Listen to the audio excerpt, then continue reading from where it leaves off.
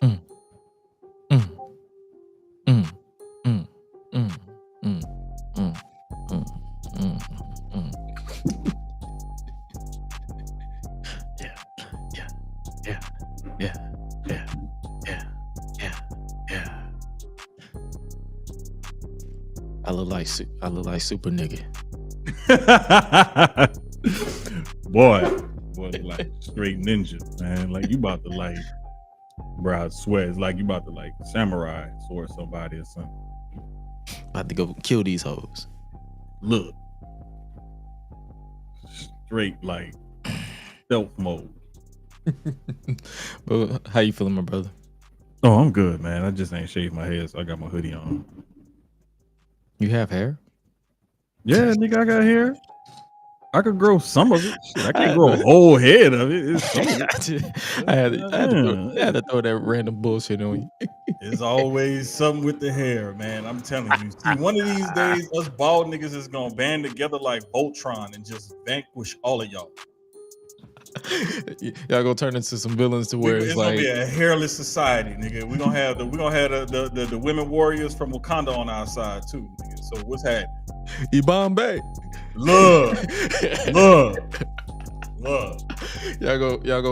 Y'all anybody who does y'all wrong, y'all gonna hunt them down and shave their head in their sleep. Bro, look. I mean straight. And everybody gonna wake up like Kevin McAllister from Hey, Home Alone. We're gonna be like vampires. We're gonna take all your follicles and absorb your power. And then whoever is the leader gonna grow longer hair every time they remove the follicles. All they gotta do is just touch the scalp. It grows an inch for every scalp they shave. Yeah, I'm coming for all your follicles, motherfuckers.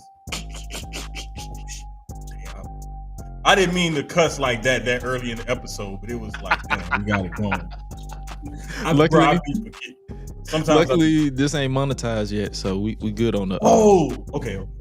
We good on the YouTube side. It ain't when it's monetized. We gotta wait. I think 4 minutes or 2 minutes or something like that. Whenever that happens, I will be fully aware. Trust me. And knowing me, the funny thing about me, I'll probably try to test fate to say.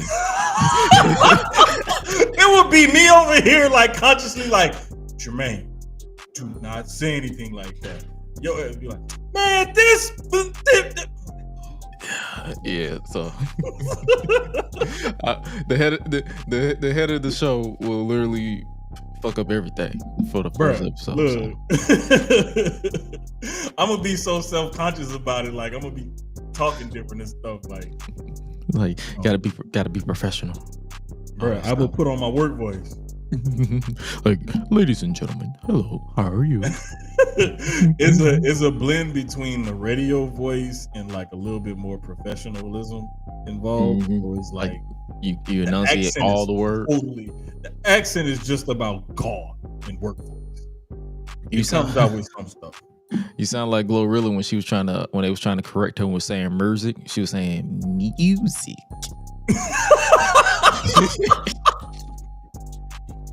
Bruh, it's like I'm not even gonna say a couple of the words, but it's like a few words that they try to get us to say sometimes because we're from New Orleans and we say it a certain way. I might say like these niggas from who not from Atlanta they be trying to get us to say Atlanta, but I'll be like Atlanta. Bro, it just comes out. It has to be natural. Or Clayco or Adamville. Like I don't even say the whole Adamsville. I'll be like Adamville or West Side. I only say west side of Atlanta. Like it's like I know it's a Georgia thing too because one of my ex-wife, one of her good friends, her husband, they're all from like rural Georgia, like down south Georgia, or somewhere in the country or something. Anyway, but like John is like he's like one of the account executives for Imperial Sugar or something like that. Like so, dude is a educated, trained professional, but a country boy from Georgia. So it is hilarious because he'll be talking and you having this highly intelligent conversation with this accent. And like, you know how like y'all sometimes leave off the part of a word or part of a syllable or something like that. Like, imagine having this like highly intellectual financial conversation with somebody with a heavy Georgia accent like that. It is so interesting. Because that brother is smart. I mean, smart. And he played college football too.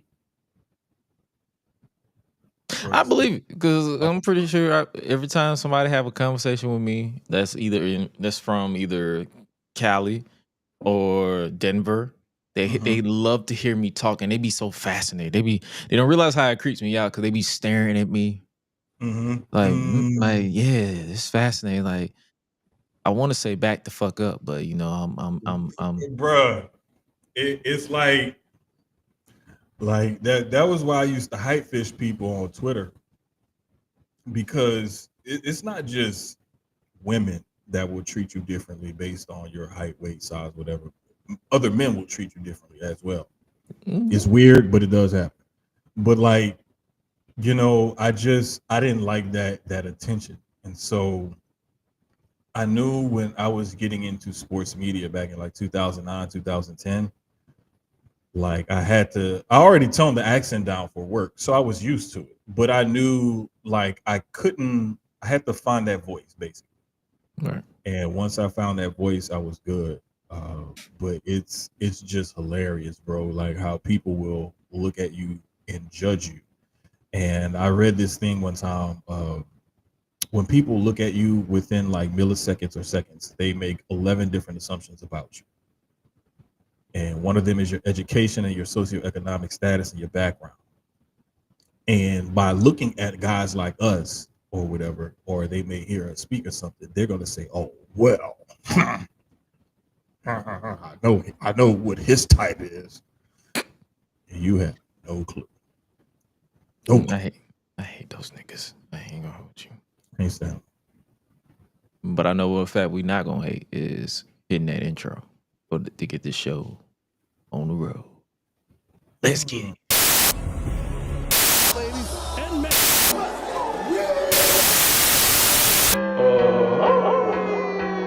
Feeling like Gresh Unleashed. When the club go around here, I'm the cat. This bang bang gang, I don't owe you jack. When I'm in the ring, it's just me and my best friends. OC cutting no slack. Hollywood Miz, you can put me on the A-list. Gresh Unleashed, better put it on your playlist. Me and my fam be ballin' like the Bruce. Fight night, baby, hard hitting like Sheamus. Family first, yes, bloodline business. Winning all the gold, look at how they witness. I was taught to be the greatest. 1,000 days I'm running, check out the book of Guinness. Coolin' with the baddies in the baddie section. Guarantee you they ain't jaded. Yellow, you baby face, I ain't feeling your gimmick. The fans think it's overrated. I bet you thought you the EST, but homie, you don't even really go here. I'm better than you and you know it. Scumbag, baby, I'ma make that clear. Making many moves while I'm headed on the flight. I'm the mega star, baby, on these LA nights. Putting on 5-star classics, contract year, cause today is a whole new price. Brock Lesnar on the beast. Eat, sleep, flex, and repeat. Whole new swag with a price on the tag. Coming live from the west to the east. Better recognize on the mouthpiece. See the power level gotta increase. Bringing content on a daily. Feeling like Gresh Unleashed.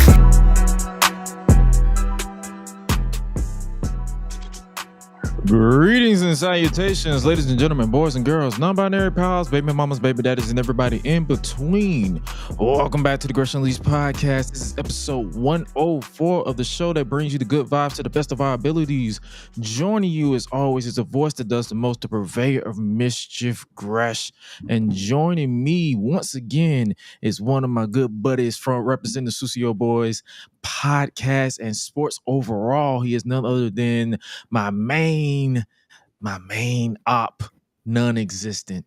I'm just bullshitting. This is my guy. Jermaine. What's up with you, brother? Man, it's good to be here again, man. I'm starting to like this. Hey, man. I feel like I'm kind of welcomed around these parts. Yeah, you are, brother. Like, yeah, come on now. Mama made it. Yeah. But nah, man, me and you've been discussing this for a while. Like, you're pretty much officially a part of the crew. So it's like anytime it's like, hey, bro, you want to talk some wrestling? Come on through. We had a good time. Start time for those of you who don't watch live and direct with your fam. We do 7:30 the latest. every Tuesday, so that way everybody it's the first thing you listen to if you fresh off work, because you know that once you survive that 5:30, 6 o'clock traffic, you want to decompress, and we got you covered right over here. Like that's how we roll. We are officially, I guess you could say, done with the road to the Royal Rumble, because the Royal Rumble is literally this Saturday, right? On is the first. Yeah. Literally the first day in February, which is still weird to say, because we used to Royal Rumble being like January, the middle of January, or like the very end. But I guess it is technically the end because it's the beginning of the. But also, rents due. So a lot going on, man. But how we feeling about this build to the Royal Rumble? Because I know I've been seeing a lot of mixed bags lately. Like I have my opinions, but I still want to get yours as well. It's strange, man, because like we've had since the last official like PLE, we've had so I kind of don't mind that we're getting the Rumble pushed back. WrestleMania's pushed back, a couple weeks at least. So we could always say, well, they pushed Rumble back, Mania's pushed back, so things are kind of spaced a little bit differently. But I don't know about the build to it. It's kind of seeming like it's been really good because they've announced a lot of big names for it. And then you started getting other names that trickle in, whereas in years past, you would get mid-card names that would start announcing early, and then bigger names would get added later. So it's almost as if, they kind of doing things differently, but I like the way they did it because they're putting the star power in there, and there isn't that one guy or female that's declared where you say, oh, yes, that person is definitely going to win the Rumble. Looking at everybody else who's declared, that person or this person, like you normally get like 2 or 3 people. You say these 2 or 3 people are probably going to win it. Whereas this time, I think there's so many different people you think could win either one. We don't have that. It's a foregone conclusion now. It's really wide open, and I appreciate that part. Yeah, I can appreciate it too. Like I don't know how to explain it. Like this build, we've sat through horrible builds to Royal Rumble. Like first thing that come to mind is like 2010, 2011. Remember when it was the biggest Royal Rumble? Oh, like the greatest, the largest Royal Rumble. Like it was like 40. It was like 40 man. Yeah. Looking back at that build, I'm like, yo, this shit kind of ass. So. Bruh. I normally sometimes will try to go back and rewatch some old pay-per-views of the same pay-per-view that's coming up, especially the big 4 or 5. And I put it to you like this. There were some foregone conclusions in the Attitude Era, especially like 98, 99.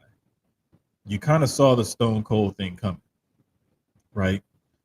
The only swerve they pulled in 99 was having Vince McMahon win it instead of Stone Cold. And it was so stupid because we knew Vince McMahon wasn't going to WrestleMania to challenge for the title. So it was like, like, come on. Like, we know what's going to happen here. But they still managed to swerve. But I look at those builds to those, and even though there were foregone conclusions, they still built it and hyped it enough in that time. Whereas, like you said, in the 2000s, mid 2000s, 2010s, there was some sketchy stuff there. There was some really like, okay, whatever. Let's just get to Mania. Yeah, I think it's more so a case of they're complacent. Yeah, because I'm gonna keep it stacked with you. We went to Raw that came here to Atlanta yesterday. And me and my boy DJ, you met him. He was on 101, episode 101, for the new year. My sister, this was basically a impromptu makeup because she couldn't go to night 1 of Mania in Philly. So she went with us, and I had this conversation on the way back because we they ended the show at like 10:25, 10:30. And by the time we got to the car, it was like 11. And by the time we got back to the crib, it was like 11:15.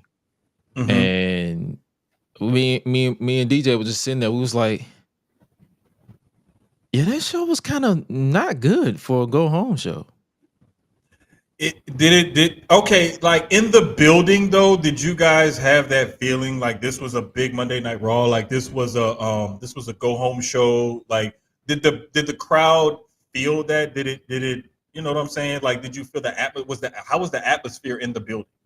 The atmosphere, to explain it simply, it didn't feel like they was building to a Royal Rumble. It didn't even feel like the Netflix debut. It just felt like, hey, we are making a pit stop in Atlanta. We got to get through this last show, before the second to last show before the Royal Rumble.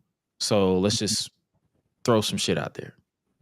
That's what it felt like. It didn't feel like hey, let's hype you up for the Royal Rumble.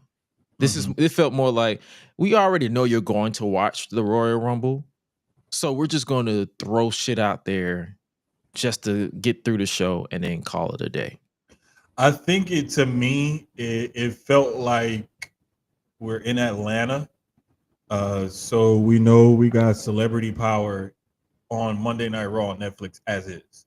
Right. But we know in Atlanta, we can pull out a few more celebrities, you know, and kind of showcase celebrity WWE fans. And they pulled out the least respected Migo in Quavo. Bruh. Every time I see that nigga, I be thinking about that Chris Brown diss. Bruh, let me tell you something. The funniest thing I heard about all of that, well, not even the funniest, just like one of the things that like kind of hit home to me with all of that was somebody said, man, Takeoff would have looked, he would have been enjoying this right now. I was like, God damn, why y'all have to go and say that? Well, yeah, because I think he was the wrestling fan out of the three. Bruh. It was him, then Offset, and then Quavo was because that was his nephew. It was just one of those things that kind of like hit home. But getting back to it, it was just, to me, it felt more like just let's put on a cool Atlanta Monday Night Raw episode. Instead of, this is the go home for the Rumble. This was like, let's put on another big Atlanta Raw episode. Yeah. And to me, that's what it felt more like. It wasn't that it was a bad show. It was cool to see and everything. It just didn't feel like a go home show for one of your big pay-per-views. No, and then I can honestly tell you, like, from in there, I was like, I can understand why the crowd was like dead for most of the show, because they gave us nothing to pop for, if that makes sense. Like nothing, no debut. Like I can guarantee you, if they would have trotted Roman out there, that segment would have got popped. That segment would have went crazy. Oh, of course. And it's like, because you can tell the only time the crowd really like made some real noise, Jey Uso, the opening with Seth Rollins, Gunther, and Logan Paul, and Bianca and Naomi's entrance. Right. And see, that's why I was like, I was getting ready to say, like, those seem like you hit all the points that I would have said myself. Yeah. Those seem like, at home watching on TV, like computer, whatever, like that's what seemed like really got the crowd going, with those entrances, those moments. But in a wrestling show, there are ebbs and flows. And the reason why I have an issue with wrestling fans, marks and whatnot, however you want to put it, saying, oh, why isn't this person main eventing, or why isn't this person closing the show? Being the curtain jerker has a certain level of responsibility. So that opening match and or segment is highly important to the rest of the show, especially when you're doing television. You need to draw the audience in, and you need to keep them on that ride, that emotional roller coaster. It seemed like they had, this was like a volatile stock market. You had a bunch of ups and it just drops, and then you have a huge spike and then it drops again. And you need to have it more level. This wasn't very level. It was very up and down, very volatile. Like I'm just sitting there because okay, just to give like to run it back from when we got there. We got there, the crowd, like we got there at a decent time. Like we got in and out, sat down, enough to get snacks, $21 for pizza, a drink, and a box of chocolate. Is crazy, by the way. We sat there for main event. That's why I was looking, because I saw on social media people was like, "Oh, why isn't they?" You know how people like to do the clickbait, but it was like, "Oh, the crowd isn't turned out." But then I looked at the mat. I'm like, that was during the main event taping. Wasn't nobody there yet.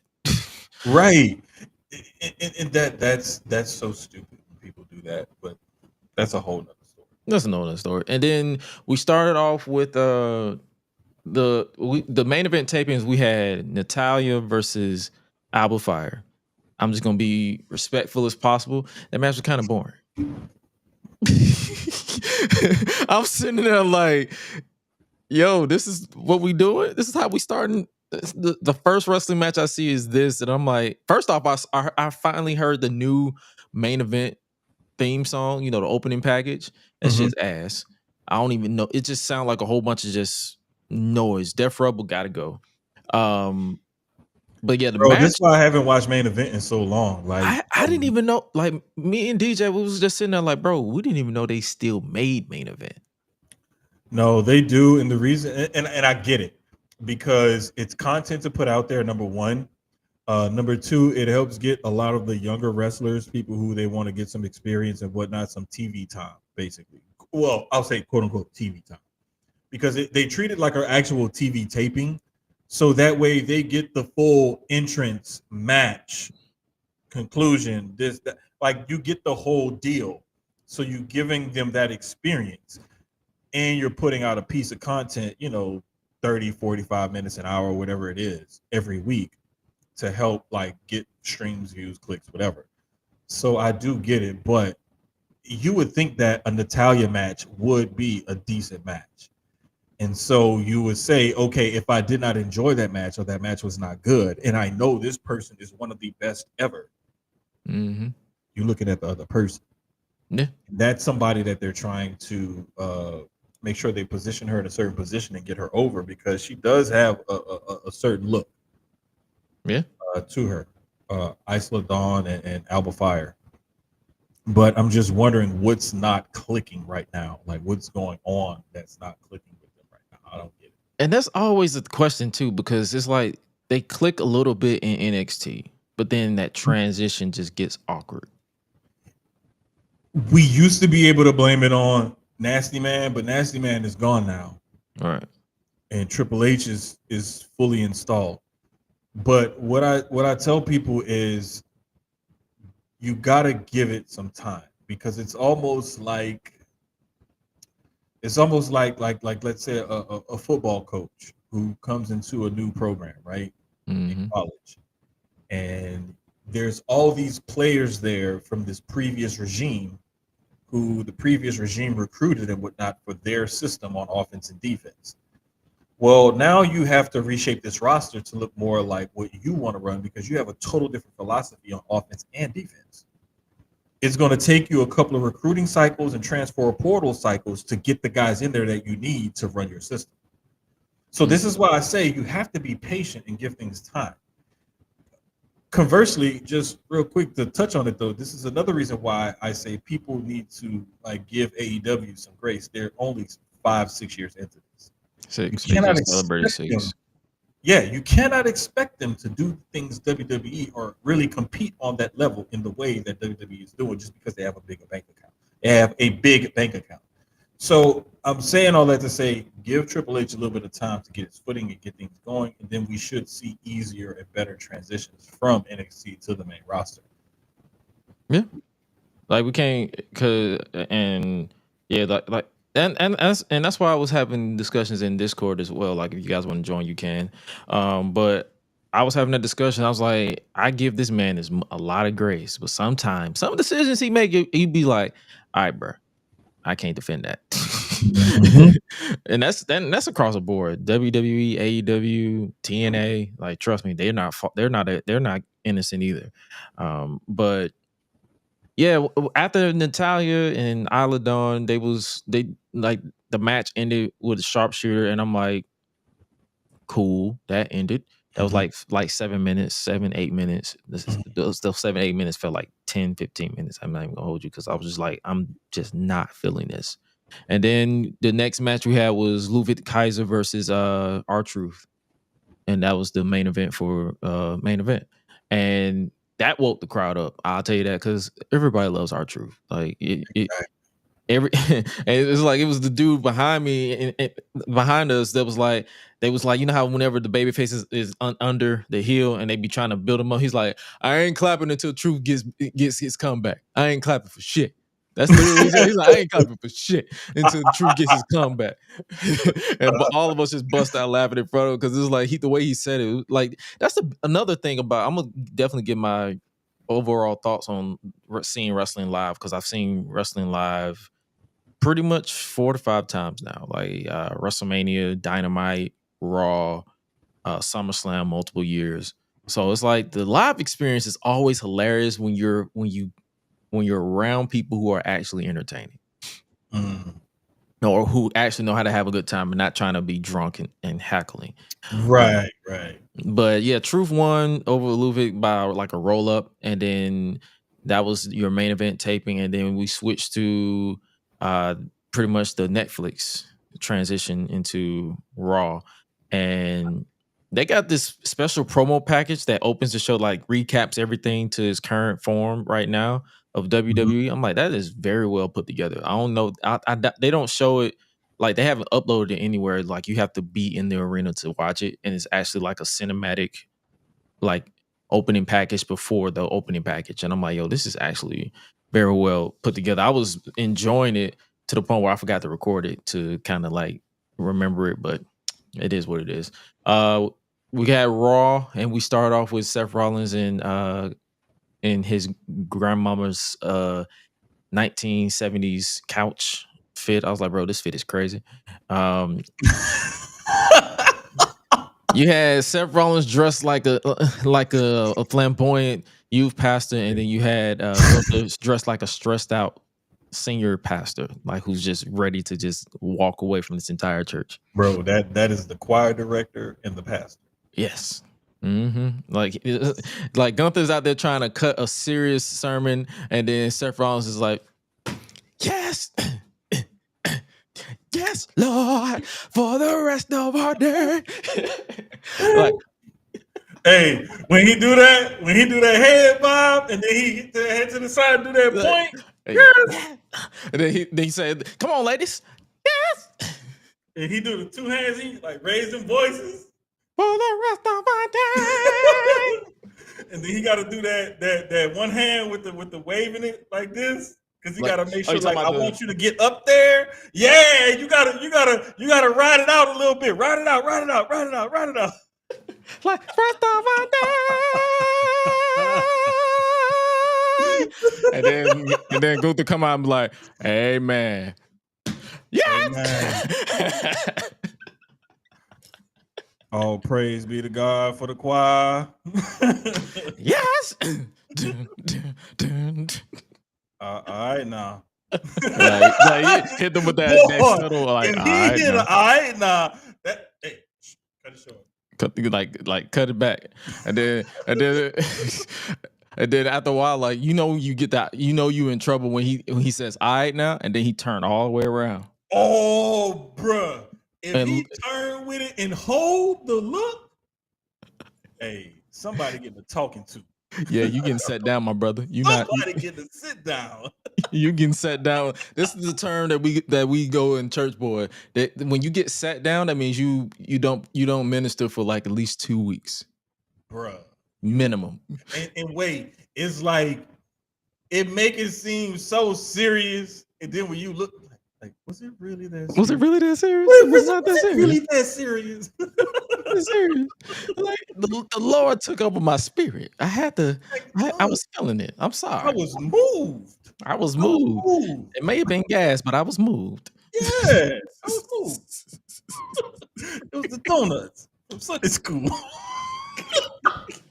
Chocolate milk got me. Like it got me extra jittery. Like hi. It's not my fault. Mickey. What up, me? Yeah, bro. But it be so crazy, bro, because like I didn't really think about it and put two and two together until I started looking into it a little bit more. But King Troy, who does Becky's stuff, also started doing Seth's stuff. Yeah. And it was funny because if I'm not mistaken, Seth was looking into doing something different with his gimmick or whatever, and I guess he and Becky were having conversations or something like that. And I want to say maybe she suggested it or something, or he asked her about it. It was something like that. It came from a conversation between him and his wife, basically. Oh yeah, that's how all this came about, and I love it because it adds another dimension, another layer to Seth's character, and it kind of adds to his I can't even think of the word. His aesthetics. Yeah, his aesthetics, but it's like his eccentricness. That's the word. I guess. You know, it kind of adds to that. You know, it kind of like lets you know, like this isn't just like in the song, the way the people sing along, it all goes perfectly. And then you have Gunther, who's playing like the straight guy, like the no nonsense, like, you know, he looks like a 45-year-old dad with 3 kids, you know, picket fence, mortgage, 2 dogs, like 2 divorces. Exactly. Like I'm just, hey, I'm here to get my job done and go home 9 to 5, nothing more, nothing less. And you have those 2 polar opposite dynamics in the ring. And then you also have to think about their style as wrestlers, really opposite as well. And I love the fact that those 2 guys are actually facing off, and then they're throwing other things here and there. And it's like the way they're telling stories now is that they're trying to keep you on your toes as much as possible, to try to give you as many variable outcomes as possible to keep you hooked in. And they may not be giving you the big sensational storylines or whatever, but it's entertaining, and it's something that will still hook the audience to come back and say, well, what is going to happen? Well, I'm not used to this. I'm used to being able to kind of see where they're going. I don't know where they're going. I like it. Oh yeah, for sure. Like that's what I'm saying. Like the opening segment, it hooked us, but then it was definitely a point in the show where I'm like, okay, yeah, y'all losing me a little bit. Yeah, that can happen from time to time, and there's like it's like a roller coaster ride. I remember hearing somebody else talk about, I think it was JR or maybe somebody else, a few people, but they talk about how you put a card, a show, you know, whatever together, and you want to take the audience on that ride. Sometimes those dips are just a little too low, and they last a little too long. Yeah, because it was definitely a dip, but Logan Paul came out and interrupted the proceedings of everything, and I can tell you we was trying to process everything that was going on. Like I don't understand. I understand they was pretty much trying to use the champ to kind of like, hey, we're like explain this segment to me, because in person it just felt like Logan was just there just to be on the show. It didn't feel like they was building to anything. Like it felt like they was just like, I feel it's gonna be Logan Paul versus one of them at some point in this year. But it just felt like they was just like, okay, yeah, we finna like do a vibe. It felt like WWE was doing like a vibe check with their promos tonight, like to see which way they was going at WrestleMania. And you know, I was absolutely like with that. And I think that this was like their tester to see what if we actually did put him in the main event picture again. Because remember the time when he fought Roman in Saudi, people, there was some discourse online with wrestling fans where they were like, why is this guy coming in and getting a main event match against Roman Reigns? Who is he to say that he deserves this spot or this, whatever, right? Right. And it's like, okay, you have to look at it from a business standpoint. This guy has all this big following, these followers. He has the audience that WWE is trying to pull in with that younger audience. So this is why having the Logan Pauls and the Kai Cenats and, the Quavos and the Lil Yachty's and Travis Scotts and, Gabriel Iglesias and all these people. Like, this is why having these people, because these are people that those target audiences that they're looking for are into right now. Yeah, they're trying to draw in that audience. So interjecting one of those outside stars to draw in that audience in the main event scene is kind of, let's see what happens when we mesh these two worlds together. When we have these outside, extremely casual fans that we're trying to draw in this young youth group audience, and we have these hardcore fans who like Gunther as the champion because he's a wrestler's wrestler, he's a throwback, and then you have a Seth Rollins who's like kind of in between. You have all these different personalities and different people and whatnot, and you're trying to see, let's see how all of this looks in our main event title picture. I can see that. But the question with Logan's status, because he's supposed to fight his brother Jake in March. Yeah. So now that's leaving. It's like, okay, do we see him return just to leave again?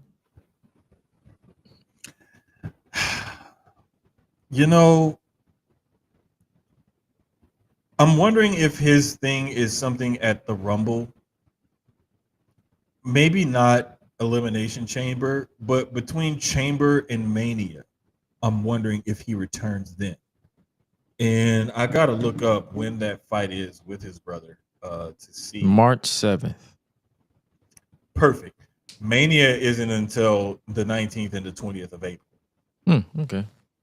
You got a month and a half between that fight and Mania. When is Elimination Chamber?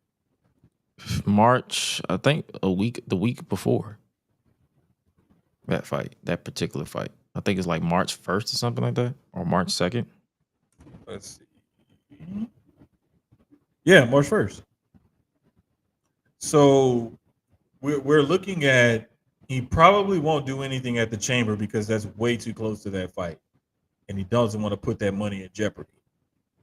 The Rumble is about a month before that fight.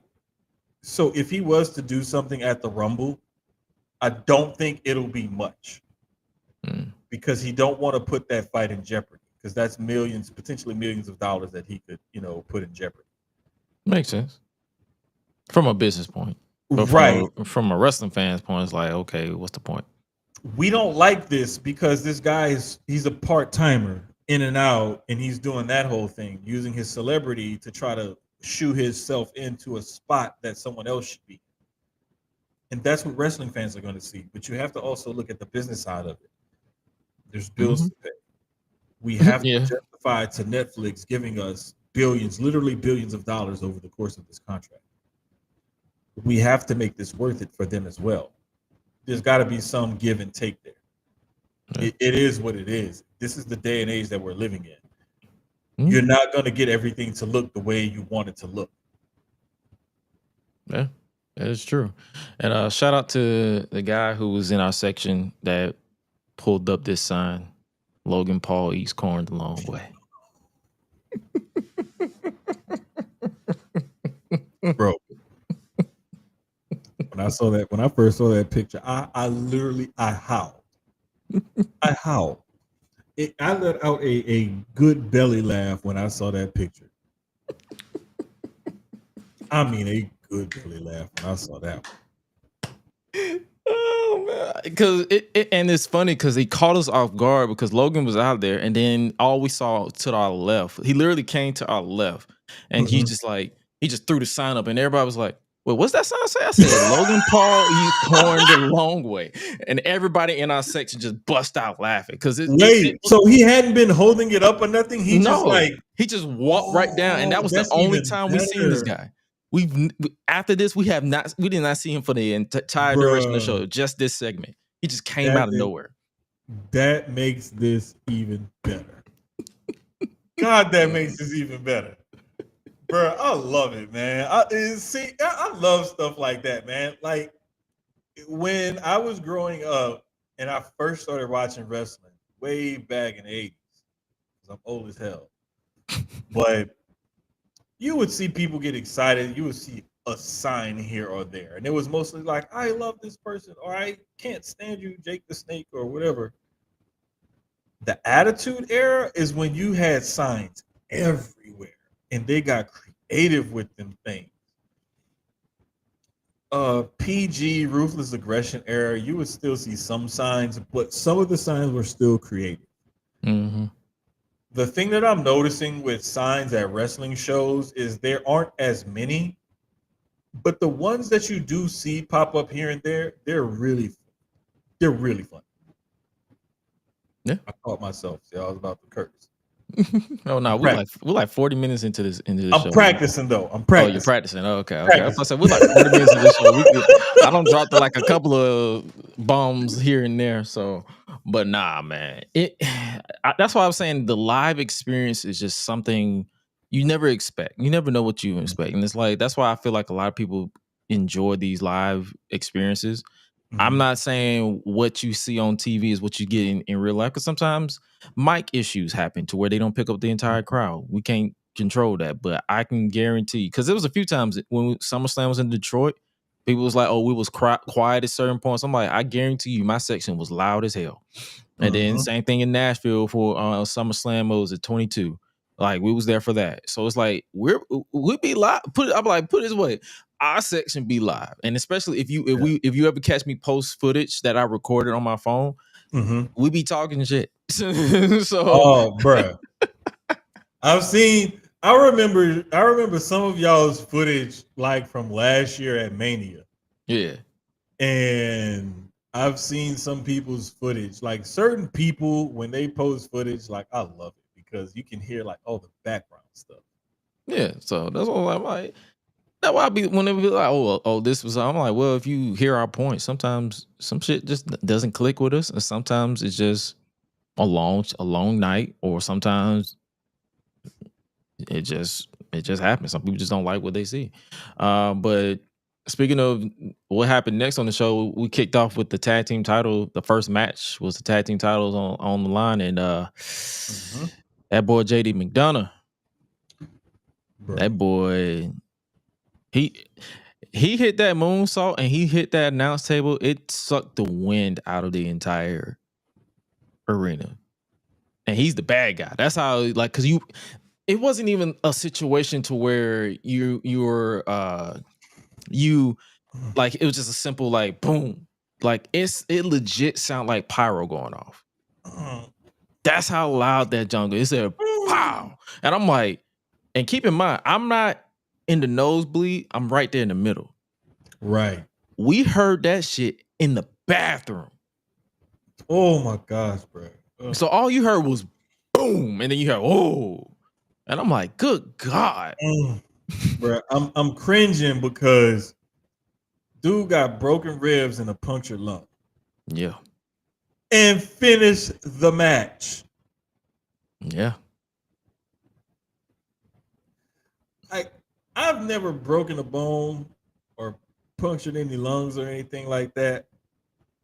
But I've heard people, I've talked to people, and I've seen it happen. You break a rib, every breath and every interaction, anything involving your mouth or breathing, it hurts. On top of that, you punctured a lung, bruh. Like, and to people who say, "Oh, you know it's fake, right? It's scripted. It ain't fake." There's a difference. Man, when I heard, hats off to JD, bro, hats off, because it's like, man. Then when I look back, because I try to typically watch the feed to see like if I missed anything, like commentary, like Pat McAfee casually saying "titty boy" when they cut to 2 Chainz. I'm like, all right, bro, but I missed that. I didn't know that until today. Sometime I was like, wait, what? I watched it like twice. How did I not catch that? But nah, man, like after seeing him like finish the match, we definitely did legitimately applaud, because it was like, bro, that shit is scary to see. Like, it doesn't matter if you're a fan of the man or not, but any time where someone legitimately like could be injured, you gasp like, oh, is this a part of the show, or is this legit? But he finished the show. He finished the match. The match was actually pretty good for it to be for a tag team match. That's one of the matches I actually enjoyed. Like, me and DJ was like, yeah, that was actually pretty good. And then after that, like I like the experience. I think after this, the experience just kind of just went downhill as far as like us clicking with the show. Bro, let me tell you something. I'd be tired and the sofa monster be like attacking me. Is when you get dips in the show like this, is when I'll take them little sofa monster naps. And it's like, bro, like y'all gotta do something to hold me in. Mm-hmm. And like, if I feel like the show isn't going the way I wanted to, and there's another game or something else on that I'm watching, I'll put them on TV Junior and mute it, and have the game on the big TV with the sound. Because like this started like in the Monday Night Wars. My uncle and I had 2 TVs so we could watch both at the same time. So we've always had this thing with having 2 TVs, especially on Monday nights during football season, because we want to watch football and we want to watch wrestling. But it's like, and I use my ADD as a superpower. I try not to let it hinder me. I try to figure out how it can help. And paying attention to multiple things at one time and being able to like write 2 articles at the same time, where there's 2 games on at 12 o'clock. And then you have to get that done because you have to start watching and taking notes for the 3 o'clock game that you got to write about. So it's like, I've had experience doing that. WWE sometimes will make me put them on the small TV on mute because I'm just not enjoying this part of the show. Facts. Like, and it's like, instead of complaining about it, we just be like, you know what? I have a system. You're just gonna get less of my attention this week. Live NXT update before we move on. Bailey and Julia defeated Roxanne Perez and Cora Jade. Bailey got the pin over Roxanne, so that story is going to continue. But back to Raw on Netflix. We had Lil Yachty out there dressed like Mushmouth from Fat Albert. Bruh. Somebody put that side by side up. That was me. Bro. I was crying. I was like, yo, this is so accurate. And then it didn't help his case when he was smiling with the grill. I was like, bro, you look just like Mushmouth. You look just like Mushmouth, the cartoon version. Like, I ain't talking about the live action version. I'm talking about the actual, like, bro, you look like Mushmouth. I would think a Nubadade sucks. The Nubadade sucks. Nubadade sucks.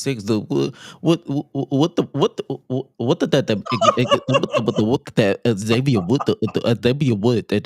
Yeah, the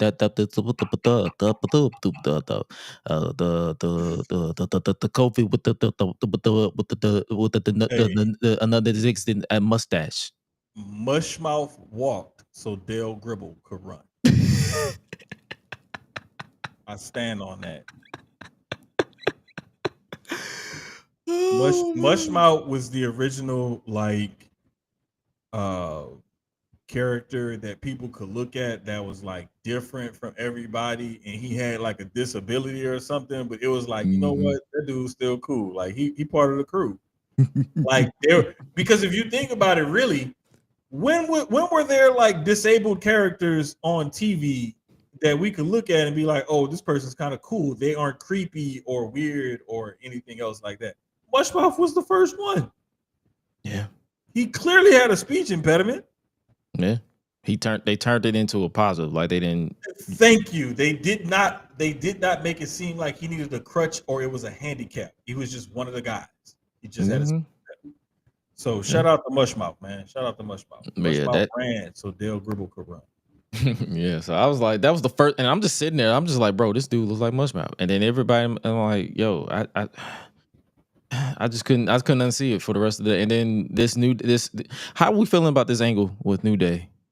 Are they hitting nails on? Because I'm seeing some I'm loving it. positive, and I'm in the positive camp. Like I'm enjoying it. Like and they're telling this story where you're like, yo, you didn't physically assault this man, you verbally berated him.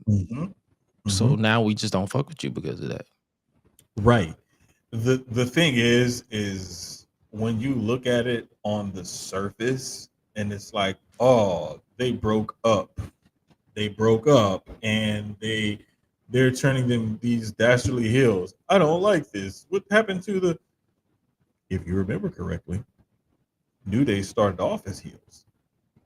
Not really heels. They started off as kind of ambiguous and kind of were positioned as they were positioned as heels. And then they end up turning babyface because everybody started liking their gimmick. But I love it because it refreshes their characters. It gives them another layer, some more depth. You know, we're even seeing them dress different. Not really wrestling as different, but their in-ring style has kind of taken a turn with the psychology involved because they're heels now. So their style in ring is different because they're heels. And to me, they're killing it because they're making everybody really dislike them. And not only are their promos and their ring work and everything feeding towards that, but the backstage stuff is definitely helping build this storyline. I like where they're going with it. I don't care that people are upset about it. Whether Big E comes back or not, I like this for Xavier and Woods. Oh yeah, like it. Like I said on the show, hopefully it leads to them finally pulling that trigger of him getting that singles goal. Like at some point this year, like whether it's over during the spring or during the summer, like at some point you gotta like capitalize on this momentum and have him win a singles goal and actually be desperate to keep it. And then that can lead to Big E. Like even if it like I know a lot of people want Big E to come back at the Royal Rumble. If Big E doesn't come back at the Royal Rumble, and if he does eventually come back this year, if Xavier Woods wins that Intercontinental title, Big E should definitely be his first feud. Like major. You know, I wouldn't even want it to be his first. I'd want it to be the climax. Yeah. I want it to be the climax. And I want Woods to put it off and kind of have him and Kofi screw E out of chances to fight for the title. And then screw the person that they helped, you know, to screw E. And I would rather see him climax that story, and win the title. As opposed to being his first feud out the gate, because I'd like for Woods to get at least a little bit of a run with that title. And I think if E was his first feud out the gate, it would piss people off if E didn't go over and win the title in that feud. Yeah. I should have worded it that way. Like Big E should be his quote unquote the final boss, the final battle. Right. That's what I figured you meant by it, though. Yeah, I figured that's where you were going with it, because it's a perfect cap off in the way you would build that run and let him have a run with it, and then have E be like, all right, you know what? It's time to put an end to all this bullshit. Yeah, like y'all are dragging it at this point. Like stop fucking. Like you already put the name into the dirt. Now I'm about to put you in the dirt for disrespecting me. So yeah. definitely. Like I definitely need to see that next step. And Triple H like to drag his feet and make people wait. So hopefully it's before the end of the year. Yeah, let's hope. I just hope whatever E is doing, above all else, I hope he's he is happy. I just hope he's healthy and whether or not he can return to the ring. Yeah, because didn't he just voice some was it Amazing Spider-Man? Yes. He's one of the voice characters for the new Amazing Spider-Man. I don't know if it's a series or a movie or what, but he is one of the voice actors for that. And that was one of his post WWE career goals, is to get more into voice acting and whatnot. I think he got introduced to it by doing the Ruby Bridges project that they did. And so I think that's what sparked his interest in it. Yeah, okay. I respect it. Next up, we had Jey Uso and Quavo come out and yeet along with the crowd. Like, it was an extended entrance, an elaborate entrance. Like, I'm pretty sure that it was probably commercial two or three commercials worth. Like, that's how long they was out there yeeting. Like, I'm like, he got to the ring, and then I feel like once they got done with the yeeting on the ring post, they cut to commercial, because that's when he ran all the way down to the commentator desk, and I'm like, all right, bro, we are doing this a lot. That was just me though. But then after a while, I was just like, all right, screw it, let's just do it.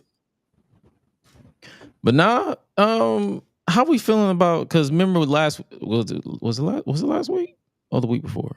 That we had, no, that was the conversation I had with JT with Marks with Mikes. Make sure you guys tap in with them.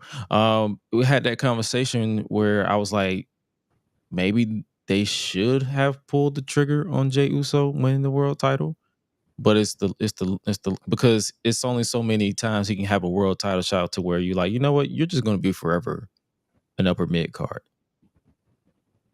It's a thing where forever the bridesmaid, never the bride. Yeah. That whole thing where you're good enough to be in the main event scene in the title picture, you're just not good enough to run with it. And I think that Jey Uso has more depth to his character, and I think that he could carry a world title for a little while. Because there have certainly been worse world champions that they've crowned in WWE. I'm not even going to stretch this out to wrestling history, period, but I'll just say in WWE, there have been worse options as world champion. Oh, yeah. So, and worse booking decisions around the world title picture. So, all of that being said, I'm not even going to go there. I said strictly WWE. I'm not even going to go there. They own it. Close enough. Right. Hey, look, it's under the umbrella. So, but good Lord. But I just think that people, there's a lot of online discourse about his in-ring ability. And they say he's just an entrance, and he's a glorified. I heard somebody say he's basically like Enzo Amore, but much cooler in Samoa. And because he's all entrance and everything. And I'm like, if you look at this guy, the entrance, the song, the hand motion, the merch, all of that's great. But give him credit where credit is due. Jey Uso also cuts a hell of a passionate promo. And Jey Uso could sit there and read off what he has eaten in the last 3 days, but he will make you so interested in it because of the passion that he has when he's giving that promo. It draws you in. That's why I'm saying his connection with his audience isn't just his entrance, it's also his promo. And if you look at the way Jey Uso works a match and how he sells, and he looks like he's about to die sometimes, like that all adds to connection with the audience, which adds to the character, which tells you this guy is more than just an entrance. You have to look past that entrance and look a little bit deeper. And look at the look on his face right there while he's giving this promo. Yeah. Like, if that don't look like me when I'm pissed off at my kids, like I told you a million times to put up the damn dishes. Like that's that dad face. Like that pissed off dad face. But he's giving a wrestling promo. Like, people to be a little bit more intelligent about the way they give their takes in wrestling. Like, this guy is more than an entrance. And to limit him to saying he's just an entrance, or that's just this gimmick of this entrance that makes him it's more than that. And I need them to stop sharing clips of him hitting moves while he's exhausted. Like, they spammed the hell out of him spearing Gunther on Saturday Night's Main Event, but I'm looking at that exact spear. I'm like, that brother is exhausted. Gunther planted his feet instead of hitting the back bump right away, so it looked awkward on the landing. That was like at fault on both parts. Jey was exhausted, and Gunther planted his feet instead of, yeah. So it happens, but yeah, you already know how they like to drag. They're like, oh my god, but I want to see y'all take a bump. And it's like, when it's one thing to say a match is boring to you. I'm cool with that. Like, I literally just said a freaking Natalya match was boring to me. That's crazy. And she's one of the best. Absolutely. But I'm not finna just sit out here and just act like, oh my god, this shit was horrible. Once you critique an actual wrestling move, that's when you lose me in the conversation, because I'm like, now you're critiquing someone's wrestling abilities that you have not done yourself. Not only that, but like you said, he's executed that move about 12, 15 minutes or so into that match. And not just 12 or 15 minutes into a match, but 12 or 15 minutes into a hard hitting, physical match. And if we really want to talk about it, like, let's talk about like how Sheamus or Drew McIntyre, Ilya Dragunov, or Braun Breaker even have hit some of their signature or big moves 10 to 15 minutes into a Gunther match. Like, let's really talk about it, because if we're going to compare apples to apples, then we need to figure out a way to compare apples to apples. But you can't highlight that one thing at that specific moment in that match and say, this guy's a bad wrestler. That don't work with me either, because now you're cherry picking when you choose to be critical instead of using proper context. Yeah. In proper context, in proper context given in a conversation, as well as knowing the difference between a fact and an opinion, is lost on a lot of people. And this is why I do not participate or have a lot of conversations in public, is because people cannot tell the difference between a fact and an opinion. Most times it's agenda driven, and they cherry pick what they want to criticize and praise. And you cannot do that without giving proper context. Yeah, I agree. Like, you hit the nail right on the coffin right there, because it's like, dude, when I was listening to the promo in person, I was like, I almost believe you when he was like, I gotta win the Royal Rumble. Right. It's more so, it's like, so let me ask you, we're definitely gonna talk about it during the prediction part of the show. Do you feel like a lot of people are sleeping on a possible Jey Uso win? Because I've seen a lot of people who are well respected in the podcasting and wrestling community, and they're saying like, we should not sleep on picks like a Jey Uso or Sami Zayn. I could see it.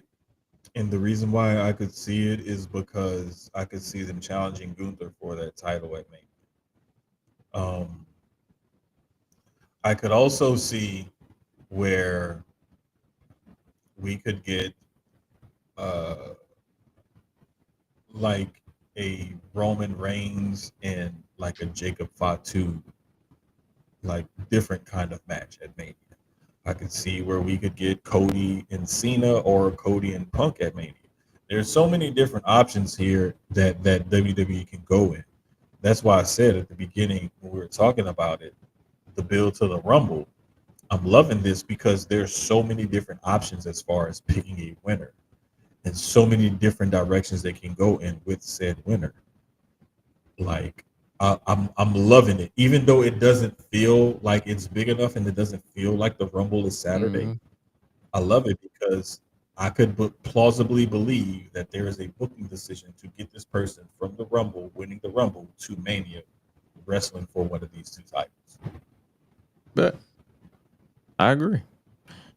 And speaking of titles, we had the women's tag team champions, Bianca Belair and Naomi versus Liv and Raquel. And I can tell you, this is right. This is exactly where they lost me. And it was not the fault of Naomi, Bianca, or Liv. It's just like nobody clicked to me during this night. It may have came off different on TV. I don't know. But just watching this match, I'm like, what is happening? It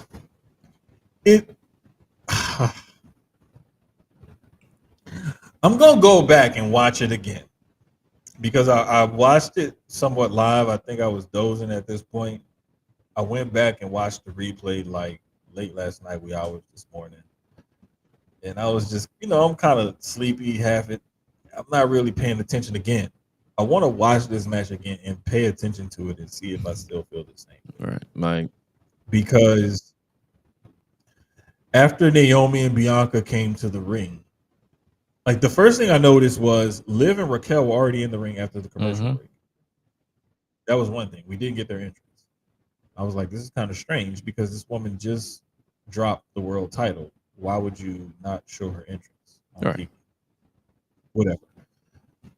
Naomi and Bianca came out, okay, pop, boom, their entrance. They have fantastic entrances. They're huge stars. People are going to pop for that.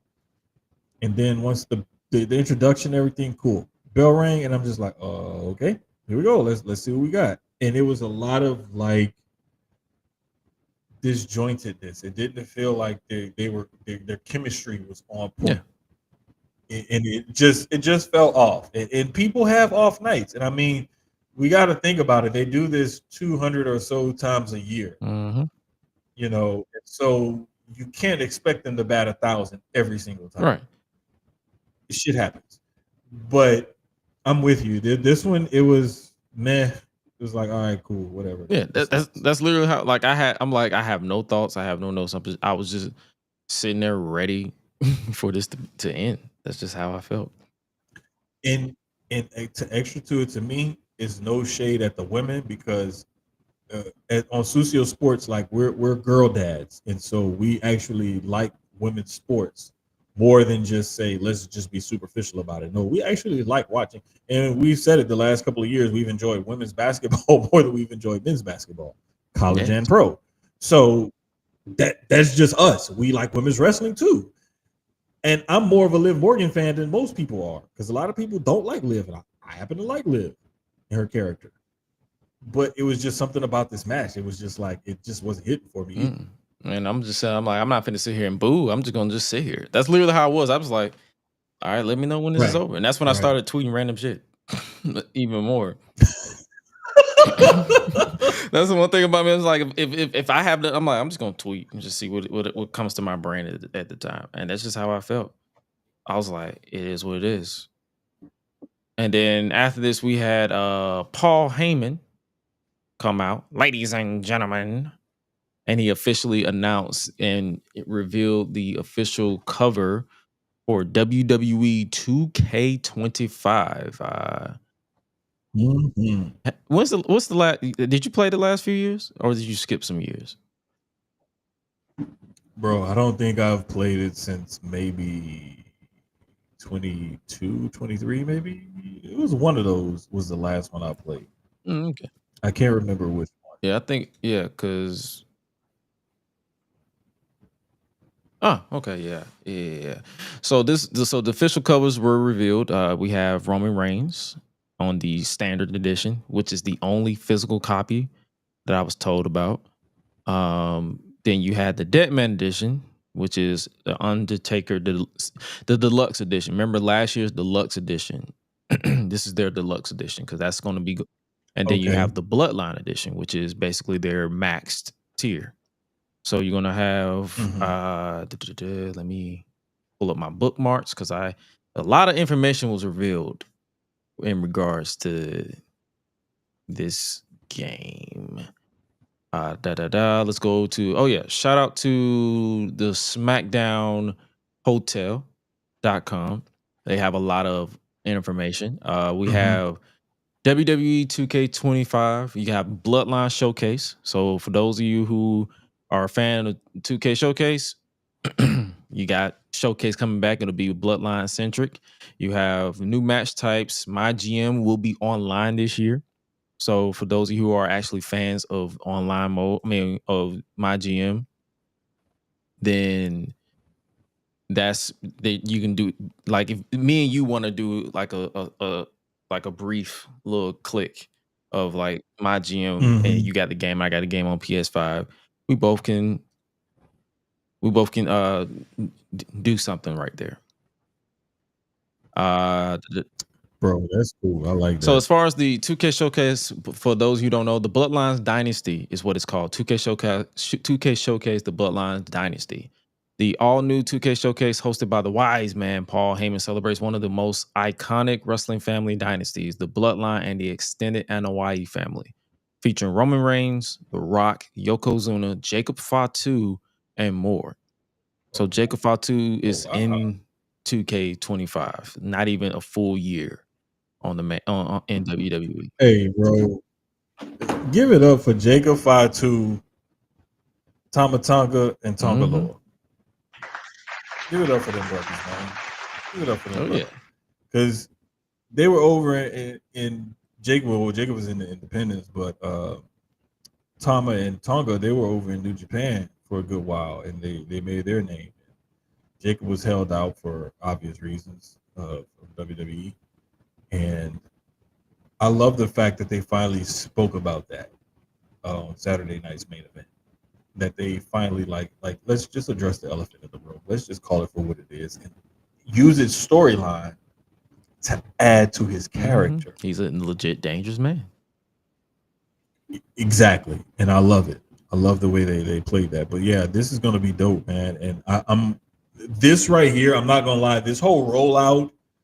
And the way they're talking about adding different features to the game, this makes me want to get back into it. And I'm saying it right now, and I'm glad we recorded. I'm going to buy this game at some point. I don't know if I'm going to buy it right when it comes out, or I'm going to wait till it goes on sale, or what, but I'm definitely going to buy and play this. Excuse me. You already know me. I am going to be definitely hesitant right out the gate, because as a long time player of these games, like I had an entire YouTube channel dedicated to playing these games. I want to make sure it's worth the amount that it is worth, because it is the prices for the standard edition is actually, I did pull it up on the PlayStation. I went to the PlayStation store. The standard edition is $69.99. Nice. So $70. You have the deluxe edition, which is the Deadman edition. That is $99.99, so $100. And the Bloodline edition is $130. $124. I figured, I knew it was gonna be like 125. I was like 120, 125. Yeah, $129.99 plus tax. So you're probably gonna like spend like 132, 133. Yeah. See, this is where I compare what you're getting in those different editions. Can I buy this as a DLC pack later and save some money? You can, but the way that they're selling this is you would do better by buying it in bundles, because I think they tax it a little bit more when it's separate. But I could be wrong. They're gonna tax it. They're gonna tax you regardless.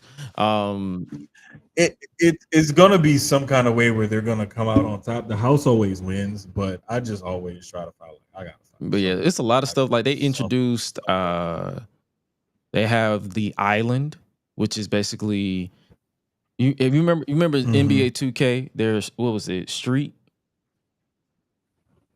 whatever they. It's basically what I want to think.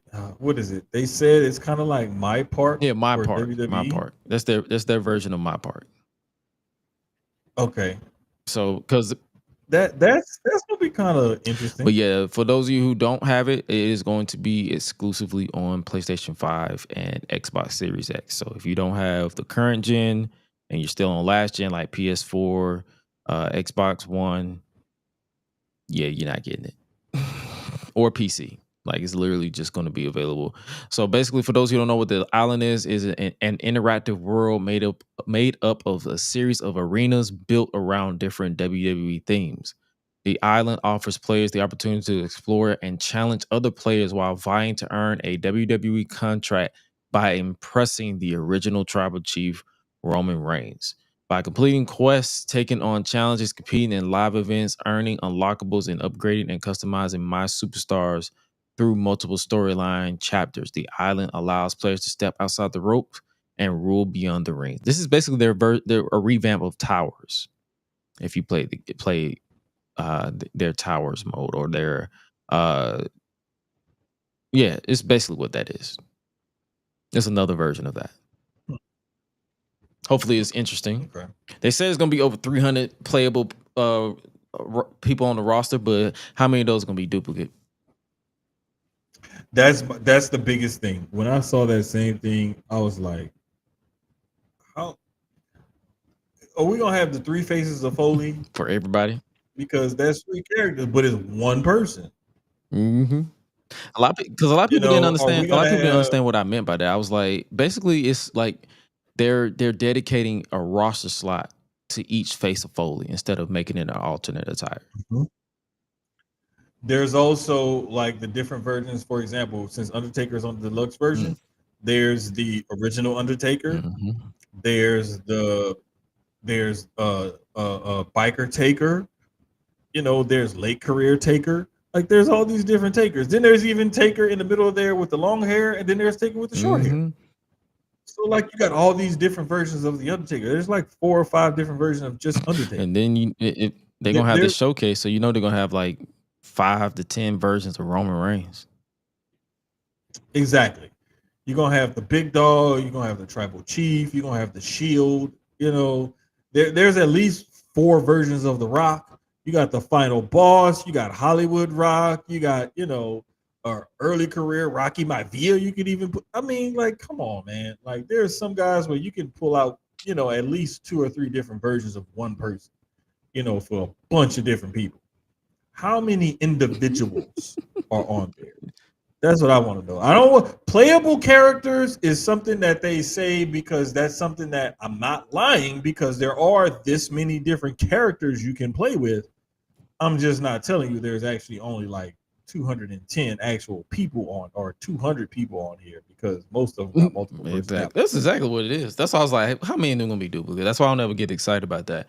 But what I am interested in, they have the return of intergender matches. So for those of you who are fans of the intergender wrestling, they brought that back. So you'll I wonder how limited that will be because I doubt that because intergender wrestling, like we've all had that conversation across all podcasts. Like it's a tricky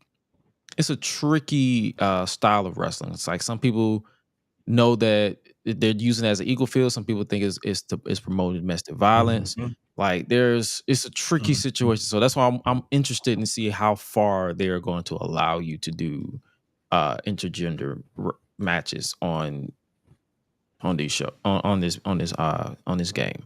And also we have you was about to say what? I'm wondering if they'll like limit it, like if you choose intergender, there's only like the traditional style wrestling match. You can't do like a hardcore or I definitely see that. Like there's definitely gonna be some limitations on that. Like I doubt they're gonna let us hit the woman in the face with a chair.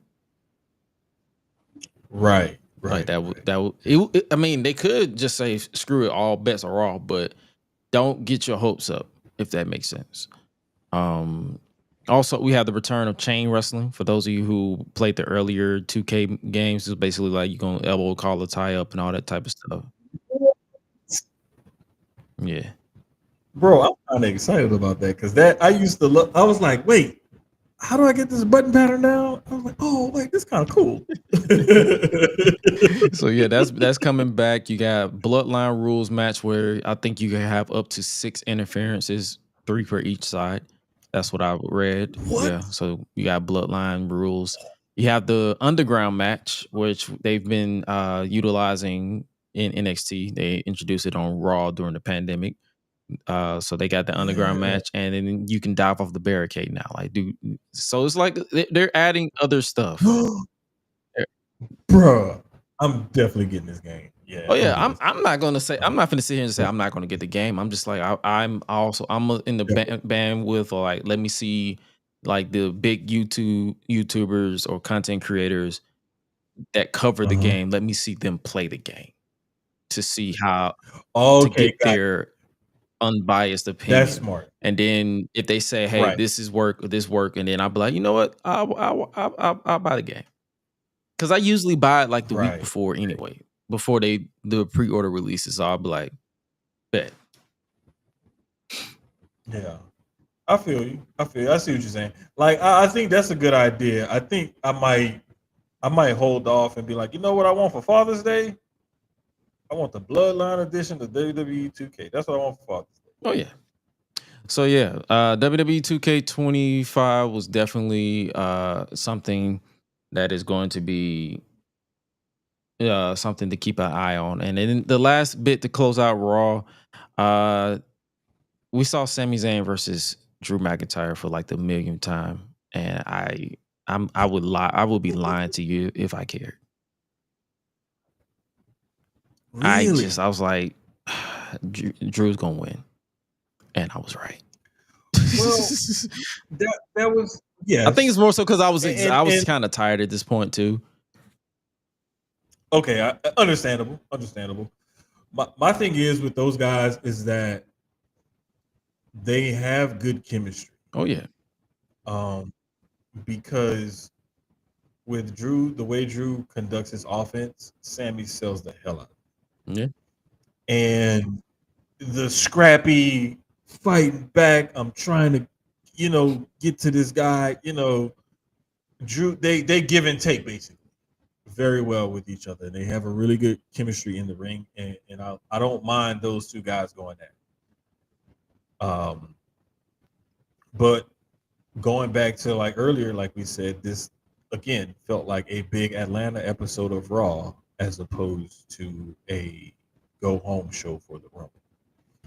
And to me, this is where they kind of failed on both of those ends, because if you're going to have a big go home show for Atlanta, your main event should have featured somebody who's going to pop the home crowd or have some sort of celebrity appearance or entrance with them. That would have been wise. Or something to feed into this being the go home show for the Rumble.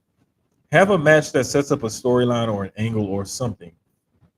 Kind of big, not major, but something big that sets up something for the Rumble. I think they kind of did. They did after the match. Well, right. Afterwards, but the actual match, I think this was basically a night where everybody was just waiting on moments to happen. And that was their problem. Because the next moment that happened was Sami Zayn accidentally booting Cody Rhodes in the face again. Oh, no. Accidentally booting Cody Rhodes in the face. Last time he booted Seth Rollins in the face. So now we got that story of, okay, Sami is conflicted. Like, is he going to... He keeps making this mistake. He keep letting Karrion Kross get in his head. And now this is where we are. Not only letting Karrion Kross get in his head, but his best frenemy, Kevin Owens, getting in his head as well. So it's like But this is Sami at his best though, as a character, when he has that conflict of right and wrong, good and bad, whatever. When he has that conflict, that's when Sami Zayn is at his best as a character. And he's proven that over and over through the years. I mean, ever since he was in NXT. Like he's always proven that conflict of interest or that conflict of morality. That's when he's at his best. And he's clearly at his best because he's getting it from all sides. He got it from Drew McIntyre. He got the sly look, like, look what you did, you idiot. And then he got it from his, best friend to me, Kevin Owens, like, bro, I knew you'd come through for me, like, kind of deal. Like, all right, I'm out of here. Yeah. So it's like, I just think that this is, and then there's also a thing between him and Cody because, he and Cody were just on the War Games team with Roman and the Usos to defeat the Bloodline. So there's so many different things at play here. But initially, you're looking at a Drew McIntyre Sami Zayn match.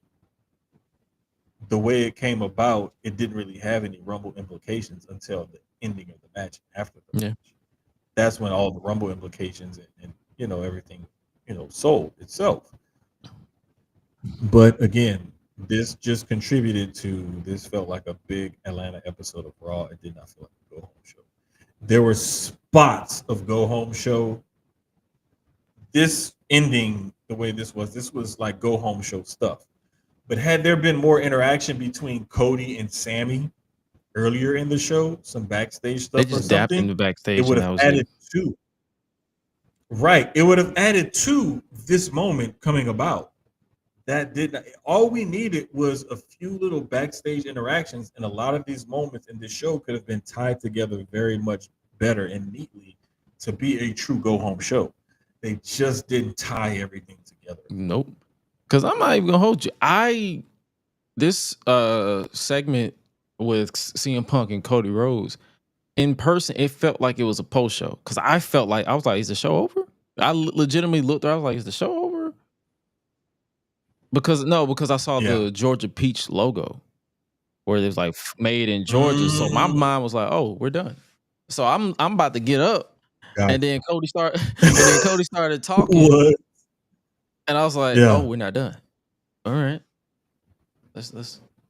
Bro, I swear I was looking at it like, is this it? I was like, oh, so we got about, okay, in the Raw, whatever. Okay, cool. And then like it kept going. I was like, wait, is this like a post-cut scene or something? It's like one of the credit scenes. Is this what we doing?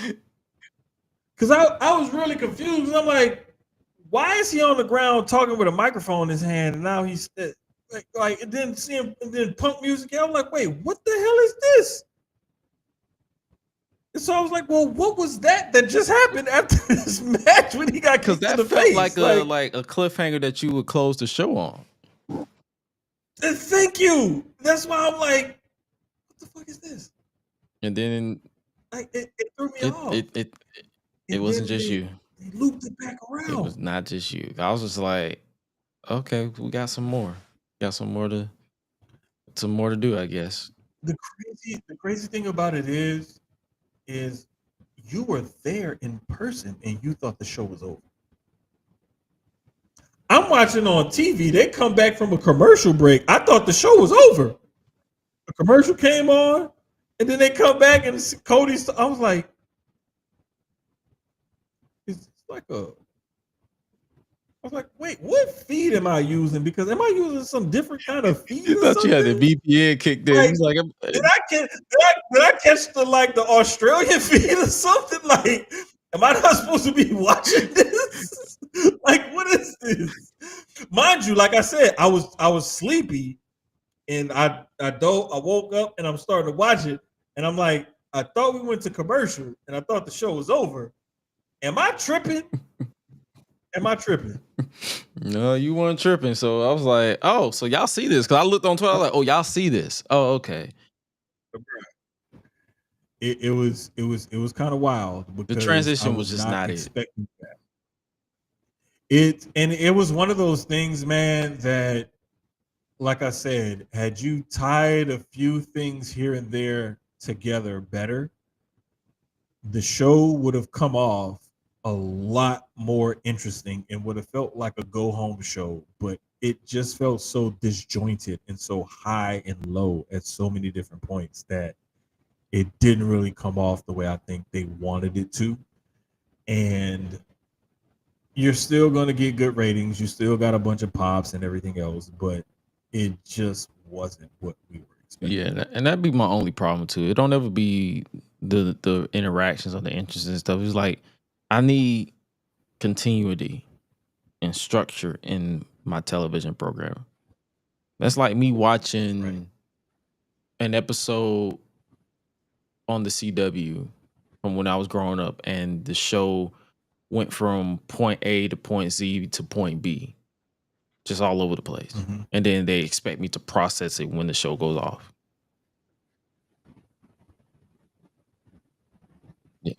Yeah, bro. It's just, this was like there was a movie I remember we had to watch. It was an editing class, I think it was, that I took. And they made us watch Momentum. And if you remember the old school movie Momentum, it was about 20 years ago. Maybe a little bit more. Oh yeah, a lot more. When I graduated, it was before I graduated. So yeah, it was more.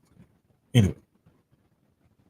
Momentum was a movie that basically was like a guy had like amnesia and stuff, and like he's going through the movie and he gets these flashbacks, and so the movie kind of is very disjointed and it jumps back and forth, but by the end of it, it puts everything together. Gotcha. That's kind of what this seemed like. It was like, if you restructure this and make it flow, it would be better, and maybe add a few things, take some things out. That's what this Monday Night Raw reminded me of. It just wasn't the cinematic, like, you know, hey, I'm going to have my video editing class watch this, because even though this movie is disjointed, the story flowed once you follow it and read it and watch it all the way through. This did not Hell, even flow. the backstage stuff didn't flow. It did not make sense. That's what I'm saying. Like that normally the backstage stuff and the vignettes and everything that they showed, the extra fluff, adds to the flow of the show. It adds to the storylines. It helps build or drive home whatever point they're trying to drive home. And if we really want to get technical about it, Triple H himself has said this recently in interviews or podcast appearances or whatever that he's done, is that we're on Netflix. We don't have like a strict time constraint that we have to hold ourselves to, but you know, we want to put together a good show and make sure everybody goes home happy and entertained, blah, blah, blah. We want to keep them coming back for more, but at the same time, we want to entertain you while you're here. Right. And it's like, you kind of entertained us while we're here, and you kind of made us want to come back for more, but you left so much on both of those plates. It was just kind of like, eh. Yeah. Because don't get me wrong, this promo was actually pretty good. Like I looked at it back on today actually, while I was at work and prepping for this show, and I actually enjoyed it. Like I like the possibility that we're probably are going to get a crash out from Cody at some point, because he's giving all this love and protection to everybody, and it's like he keep and it basically getting it's basically biting him in the face and smacking him in the ass, because he's paying the price for being too nice. Mm-hmm. Because Kevin Owens got a point, Sami got a point, all these other people got a point, but at the same time, it's like, bro, you just gonna have to just crash out on these fools. And then you got CM Punk out here talking about, I ain't gonna stab you in your back as a friend. I'm gonna stab you in your front. Right. Like, I'm going to be overt and I'm going to tell you, if I win, I'm coming for you and that title. Like, I'm letting you know this off top. And to me, it was another one of those things where they take you on one of those dips, and you're on one of those dips, and you're like, what the hell is this? And then they start that elevation back up, like, okay, you know what? You pissed me off. You lost me a little bit. You're reeling me back in now. You're reeling me back in. And I think that this was one of those shows where they had too much of a roller coaster. And I think I even mentioned this earlier, where there was too much of a roller coaster and there was too many flat parts of it. And I think this was one of those things where they either overthunk things or didn't think things through fully. There was one of two extremes. And I'm going to think that they overthunk it instead of they didn't think it through, because they're very meticulous about the way they do things. So I'm going to just say, I'm going to chalk this up to overthinking. Oh, yeah. So yeah, that was my thoughts on Raw and in-person experience. Like I said, shout out to our boy BK Jackson, B Season on social media. He hooked us up with these tickets. He has been one of our long-standing supporters I've known him for a better part of nearly a decade at this point. So it's been a while. That's a good brother. That's a good homie. He wants to actually link with me to go to another show at some point this year. Wherever it takes us, I'm down for it. But that's what I'm saying. And then going to these shows with people that you rock with is a fun experience. Man, look, I was just talking with some of the guys on the CDB multimedia that we pod with, and we're all trying to plan on finalizing our plans to secure our spot for Vegas for Mania. And we were just talking about some stuff and trying to do some work with some sponsors and whatnot to see what we can do for them, and just try to make this experience like what we can make it. And I was actually talking to my mom about this. I was like, I don't like to travel too much because of traveling and stuff like that. A person my size, I don't really like that shit. It's uncomfortable. And I said, I don't really like going places with other people that I have to wait and depend on or nothing like that. And there's just a thing about me and like, I don't really like people, period. But if I'm gonna go somewhere and do something, it's gonna be with some people that I don't mind kicking, and I don't mind being around. That like I don't have to put on the front or airs about being around, and that I know I'm gonna have a good time. And that's one of those things that like made this a little bit more palatable for somebody like me, especially with my anxiety and stuff like that. Like I can't be in situations that's gonna trigger me, because sometimes my anxiety comes off as I'm a psycho killer and I want to kill everybody in here. So I have to make sure I stay in my lane so I don't go to jail. Yeah. And people stay alive. So I have to make sure like I'm in that type of environment that fosters those type of feelings and thoughts. And when you said that, that made me think about that. Like I would not be doing this if it wasn't for the people that I'm going with, and the people that I know I'm going to be around when we go places and do things. And that right there, like I'm actually going to AEW is coming. They're going to be literally at the little arena, like a few miles from my house. Not this Saturday, next Saturday, the 8th for Collision. Oh, okay. And I decided on like, you know what? I'm gonna go. This is it. And I was like, I got to get over that, because I want to experience different stuff live. And like you going to stuff live, other people, I was like, you know what? I got to start doing this, because I'm in this space way too much not to go to at least some of these live events and give my opinion and thoughts and feelings on things. Right. Sure. And speaking of people in Vegas, WaleMania just made the official announcement via their social media platforms. WaleMania 10. They are now celebrating a 10-year anniversary. April 17th. That is the week of WrestleMania. They're gonna be in Vegas. To read their official press release, you have welcome to WaleMania 10. On April 17th, celebrate the 10th anniversary of WaleMania at the Brooklyn Bowl, Las Vegas, with the Masked Man Show live, special guests, and a performance by Grammy-nominated platinum rapper Wale. Tickets go on sale officially this coming Friday at 10 a.m.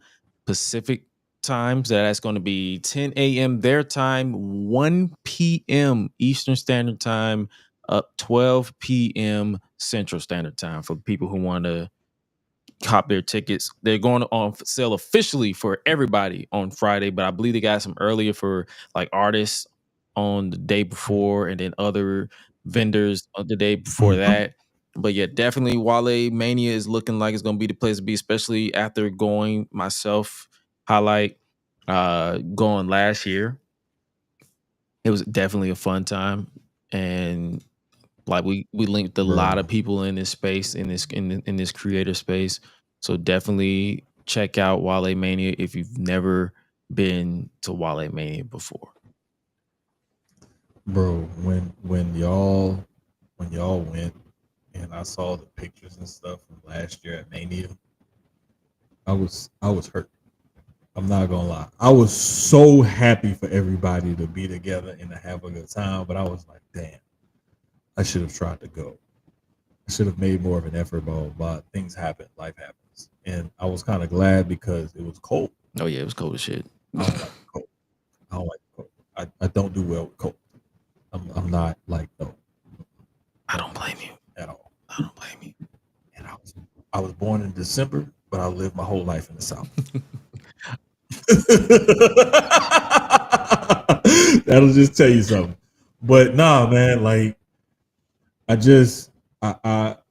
make it a point, because if I'm gonna be here with you every so often and like doing Susio Sports and also writing and doing stuff for Black Wrestling, shout out to Black Wrestling, fam, you know, Cal, Mimi, DDM, the whole crew over there. I need to get over it and be more social. And so that's what I've been trying to make an effort to do this coming year. One of my goals this year is to try to go to more shows, be more social, and try to bring y'all the best content and opinions and things like that entertain I can bring y'all. Yeah. So definitely like JT over with Marks and Mice, he got some stories from last year as well that he's actually said on his show. So that's what I'm saying. It's like, bruh, like if you've never, like, that's what I'm saying. It's so many moments in the culture and Black wrestling and Black content that you can capture if you just go to this event, just go chill, do your thing, and just vibe. That's literally it. That's all I was. I also did lose my ID too, so I had to change my address, my ID. Like, there's so many stories. You did? If somebody found it and you try to use it, trust me, my credit is not that good. It's good, but it's not that good. Wait, bro, JT said he's still going to court. He got arrested. I know, but I'm saying though, like I'm like, this has been like almost a year now. He's still dealing with that shit. Like, Jesus, God bless. Like, that's another thing too. It's like I was wasted, but what we did was, by the time I walked it off, it was out my system. Yeah. So if you can't walk, get an Uber. Bro, like I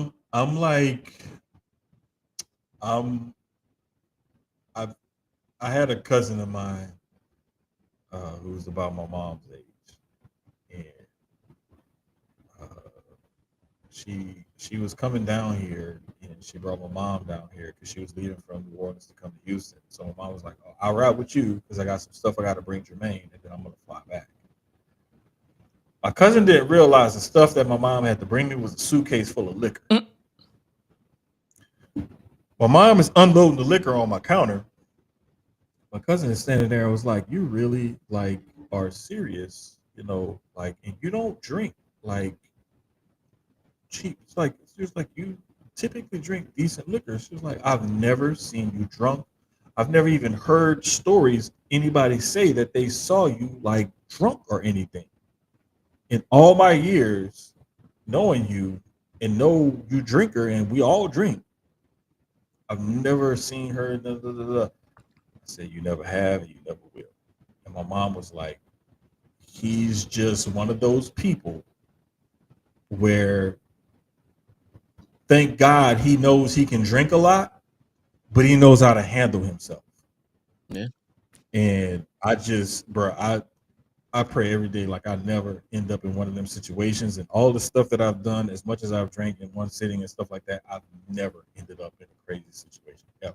Thank, knock on wood, thank God, pray, whatever. Like I've never ended up in a crazy situation. Kudos to that. Like that's why, and there's nothing wrong with that. Like I tell people all the time, like there's no shame in being normal. Like niggas be like, oh, I'm gonna get in trouble just so I can fit in. Like fuck fitting in. Just stay out of trouble, nigga. But bruh, that is the thing. Like, if I actually showed people how much I drink and how much I can drink, it might scare people. They might think I have. You know what? They definitely think you're an alcoholic. But the thing is, like, it don't take hold of me like it does other people. So like, I don't know. Thank God, I guess. I think the more I drink, the more I think the more people who they utilize alcohol as an excuse, I feel like they just have underlying issues because I've been blackout drunk. Well, not blackout drunk, but I've been borderline blackout drunk, and I've never done most of the shit that a lot of people do. And they blame the alcohol on. And I'd be like, nah, I think it's you. Let me tell you. The funniest thing my ex-wife ever said about my drinking was she was like, you know, I never have to worry about you coming home if you go somewhere and get drunk because you're actually a better driver when you're tipsy. She said, I would rather drive with drunk you than sober you 9 times out of 10. She was like, drunk you is a much better driver. Sober you scares the shit out of me sometimes. Hey, I was like, I like to get to where I'm going. I don't like to. Yeah, or lollygag. Like we don't do that. And last bit of tidbit before we move on to previewing this upcoming week. Toni Storm is back timeless. That's all I got from AEW on this week because that's all I had time to watch. So there's more to it. I think because I know a lot of people was predicting like, hey, her memory, like, okay, what y'all gonna do? Because I was one of them. I was like, hey, can y'all wrap this shit up? Bruh. But I was like, you know what? My bad. I was one. Look, bruh. I think we even talked about this. I was like, bro, I told y'all, let them cook. Let them cook. Because I was like, they brought her back too soon and with the other gimmick. And then she's still kind of floating around the title picture. Mm-hmm. I was like, nah, something up. Something is up. Something is up. And one of the things that kind of gave me a little bit of pause for cause and like made me like kind of think about it or whatever, when she came back, that night she came back and she appeared on the ramp. She got a little emotional or whatever for the pop and everything, but it looked like there was something else that was supposed to happen or done. And it didn't really go off the way they wanted it to because of the pop that she got when she came back. That right there, and then the fact that she was still kind of floating around the title picture and they were still like featuring her heavy and pushing her heavy, I said, nah, something is up. Best character work over the last year plus of any wrestler, male or female. I don't give a fuck what you say. Argue with your mom. No, I actually watched it. I actually watched the segment back because, like I said, I didn't have time to really watch everything this weekend. But I actually watched that particular segment because I was like, okay, this has been one of the best, like you said, one of the best book segments, or I guess you could say gimmicks on AEW side in a while. So I definitely tuned in, and I'm like, okay, I jumped the gun. That's on me. Because I was like, yo, hey, can somebody in this goddamn company just show her the fucking footage? Like, hey, this is you. Why are you acting like a rookie? Right. Bro, I love what they've done with her and that character and everything, and it's been brilliant. And to me, they gave her character another layer or whatever because of the memory thing and the reverting back to the rocker Toni Storm.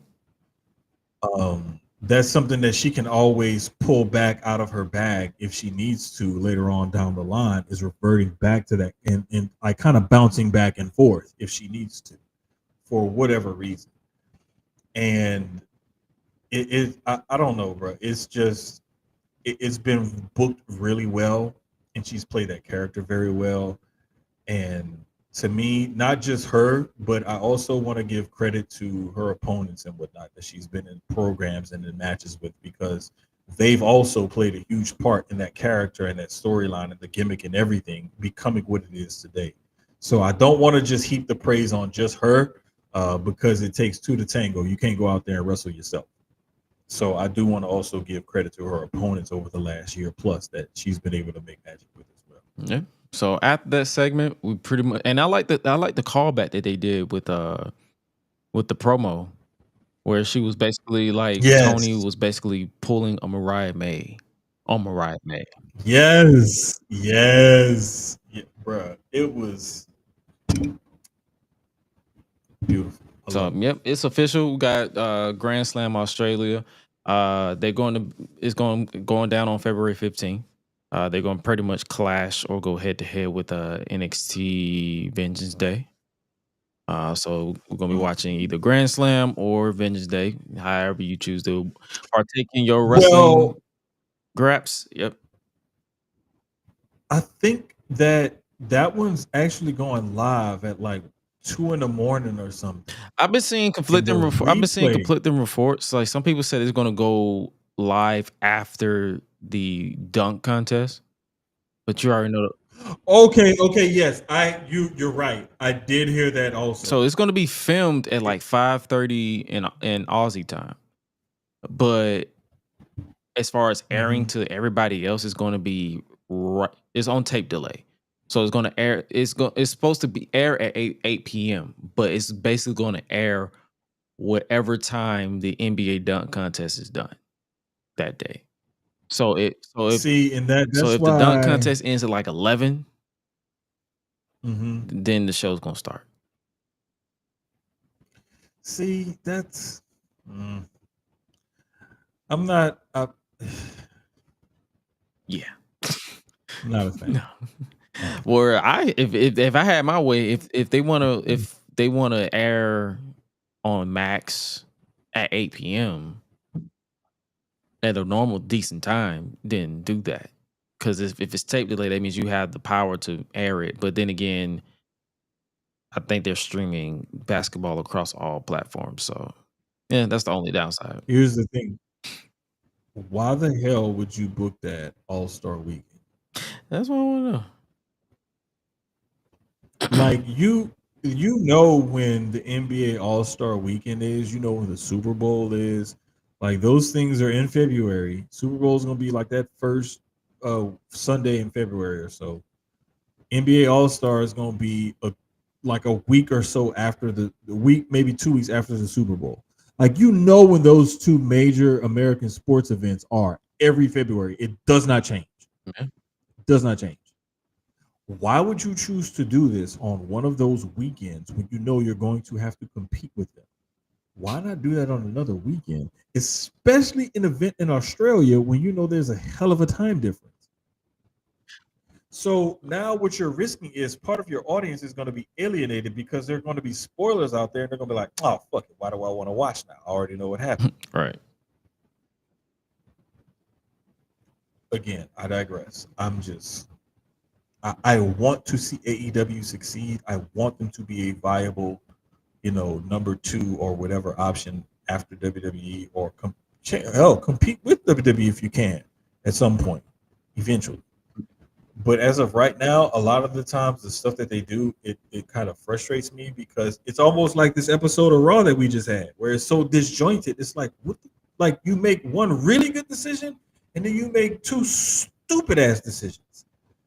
Like, a lot of the times WWE does this and AEW does this as well. It's just that I think AEW's gets highlighted more for whatever reason, because of the echo chamber of all the BS tribalism that's out there.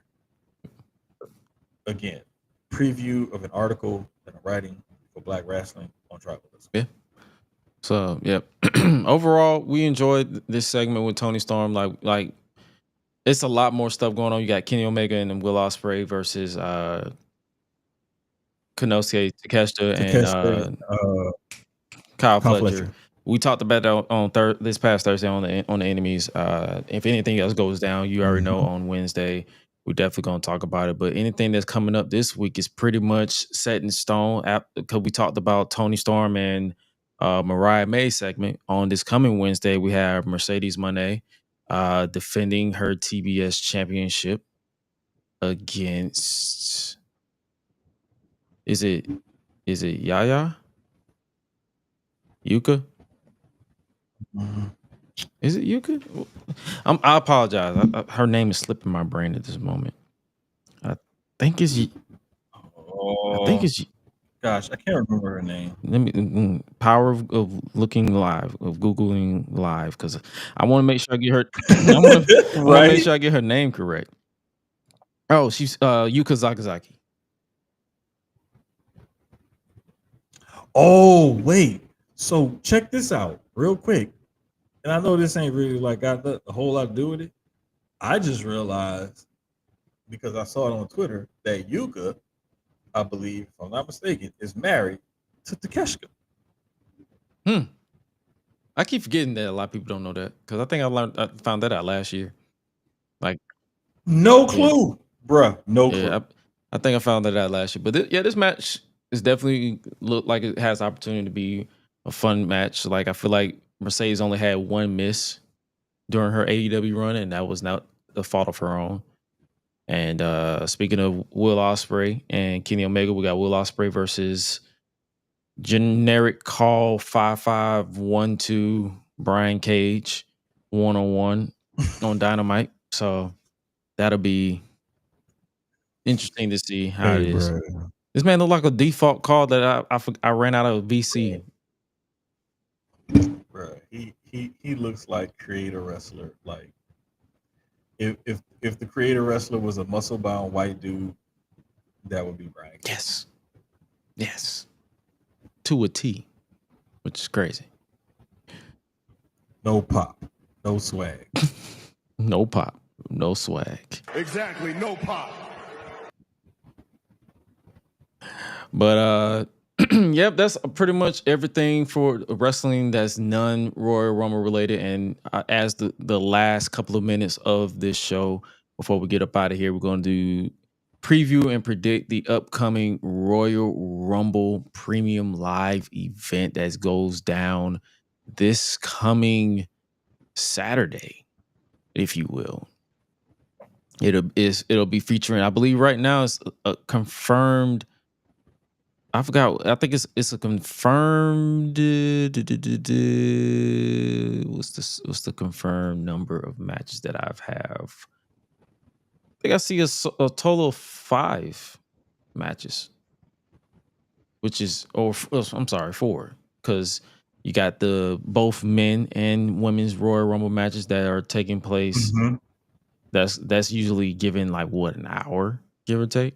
Right, about an hour. About an hour. It's really like a shade over an hour when you think about the setup for it, the match, and then the aftermatch stuff. It's about an hour. Okay. So yeah, for sure, that's definitely what we got going on for the Royal Rumble, and then I believe the first match that we have on deck that we can basically just spend time just really digesting and talking about it and that is the undisputed WWE Championship ladder match: Cody Rhodes versus Kevin Owens, where the winner is undoubtedly and unequivocally the winner. Like, how are we feeling about this? Let's be real. Cody's gonna win this. He's gonna take that title. He's gonna go to Mania. He's gonna main event against somebody big. Let's just call it what it is. Let's not even pretend like Kevin Owens winning is going to set up some major storyline or something like that, or whatever. Or, you know, I've heard people say, well, if KO wins, and then he can drop the belt to so and so, and then that'll set up the, like, no, we're not doing that. Let's put on our thinking caps here, ladies and gentlemen. Let's be smart about this.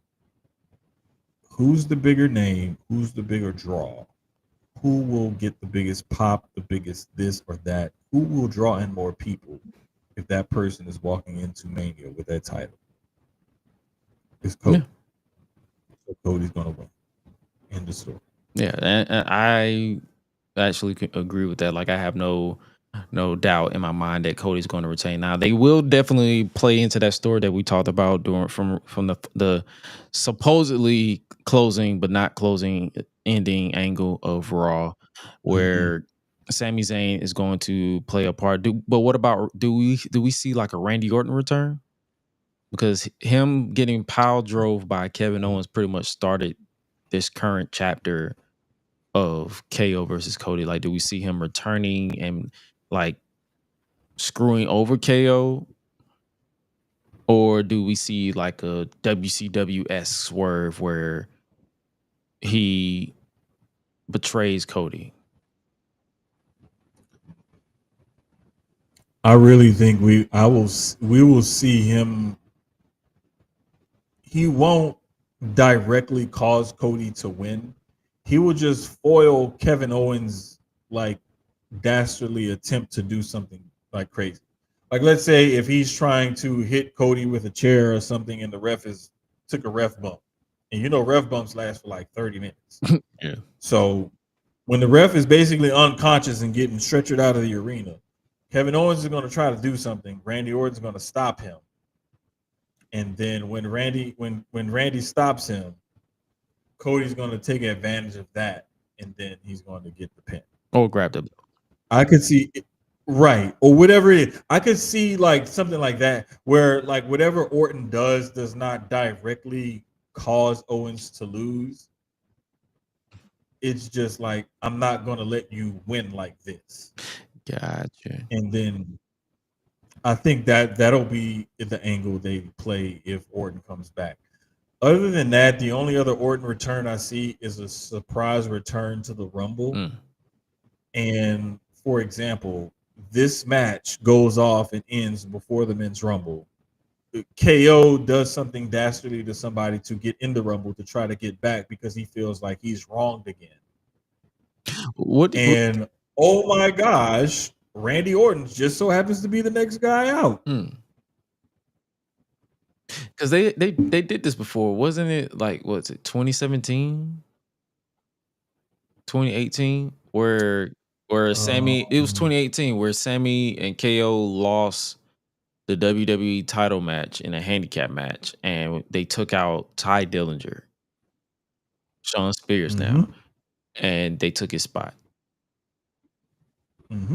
So we've also seen where who was it? We've seen a bunch of different spots in the Rumble where somebody takes somebody out and takes their spot, or somebody's hurt backstage and then somebody else decides to like come out and take it. We've seen this happen before. So and again, another callback to the beginning when we talked about the build up to this Rumble.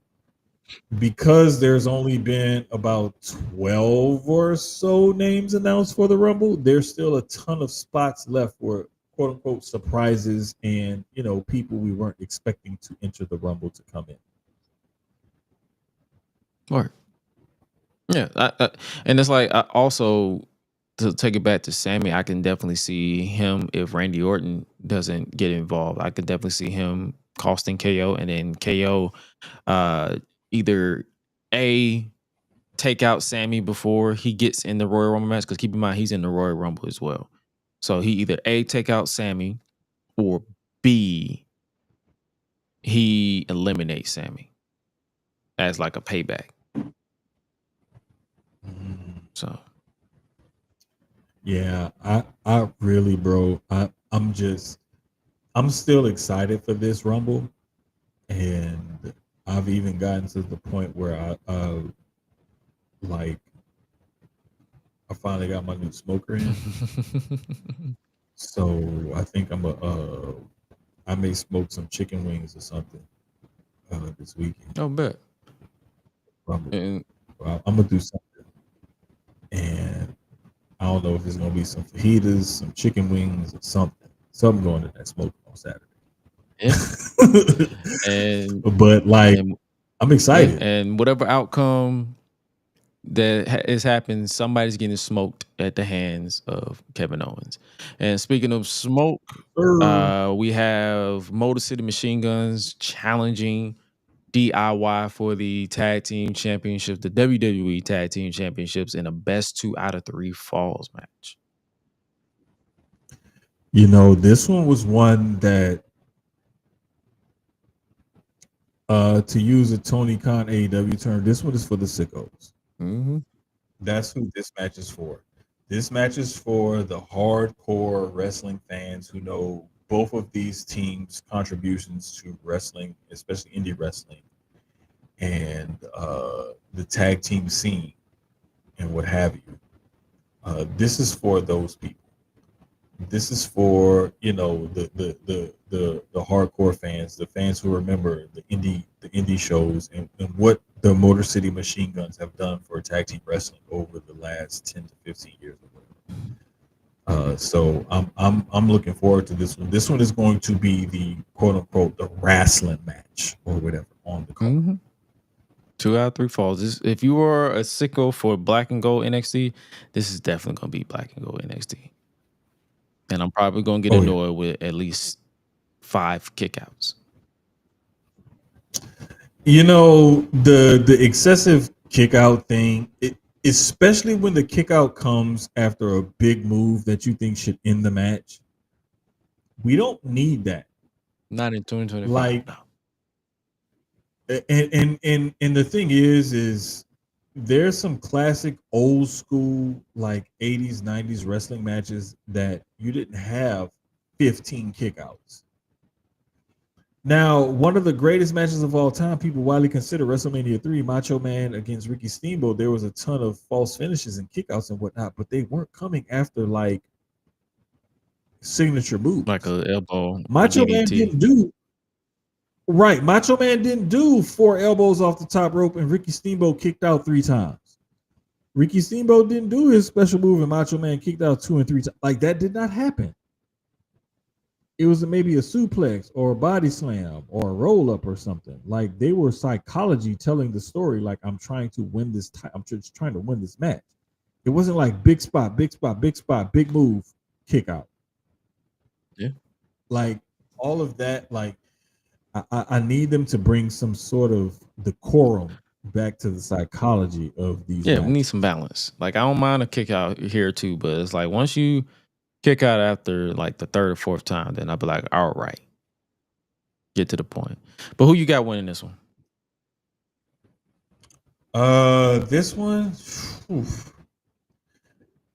this one is like my hardest one to pick, to be honest with you, even out of the 2 Rumbles, because I could make a case for either one of these teams to win this match, but I'm going to go with Motor City Machine Guns winning this one and carrying the titles into Mania.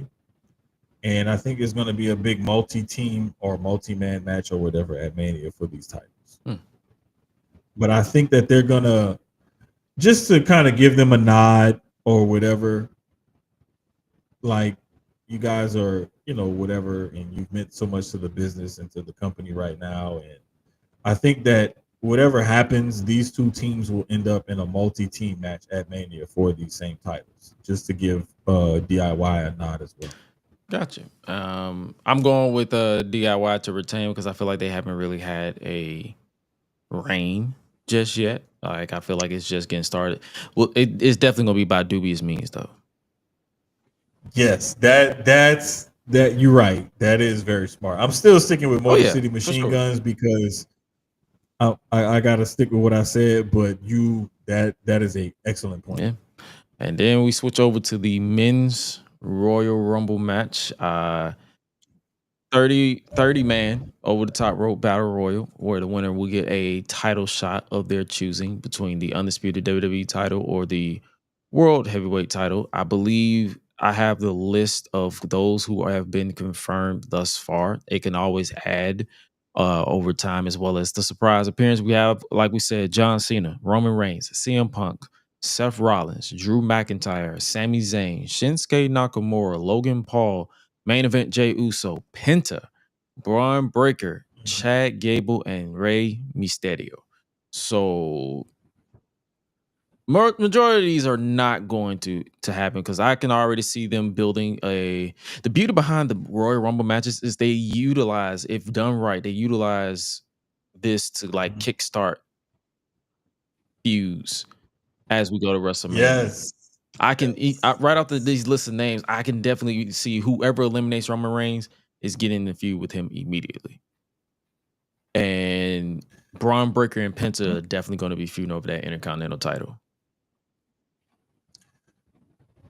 That's bro, I'm so glad you brought that up because the Rumble is so much more than just who gets to win and go on to main event wrestling. Because there's so many other things and storylines and different things like that that they set up, develop, or what have you, and use the Rumble for that. That being said, the nostalgia freak in me, especially the dad in me who remembers like my son being hooked on John Cena and whatnot, to the point where I had to buy him a John Cena outfit to go to WrestleMania 30 when we went to WrestleMania 30 in New Orleans. Like, I could see John Cena winning the Rumble to tie Stone Cold for a 3. I could see him challenging Gunther at Mania and getting absolutely worked at Mania. I could also see CM Punk winning and doing the whole Cody Rhodes thing like they teased on Monday Night Raw. However, the money I really see in this is something that I'm finding it hard to even say this, but it kind of leads to another like story that could carry on into next year's WrestleMania and future stuff. Oh yeah. But I think it's time to pull the trigger on Seth Rollins winning the Rumble. Seth Rollins challenging Cody for that title. CM Punk using that favor from Paul Heyman to make that a triple threat match for me. That way they keep Roman away from a Roman Cody 3. I don't think that they'll do that 3 years in a row. And that's what I was saying. That's what I was saying a couple of weeks ago. I was like, I don't mind Roman Cody 3. Just not at WrestleMania this coming year. Like I do not want to see. I do not want to see it again. Exactly.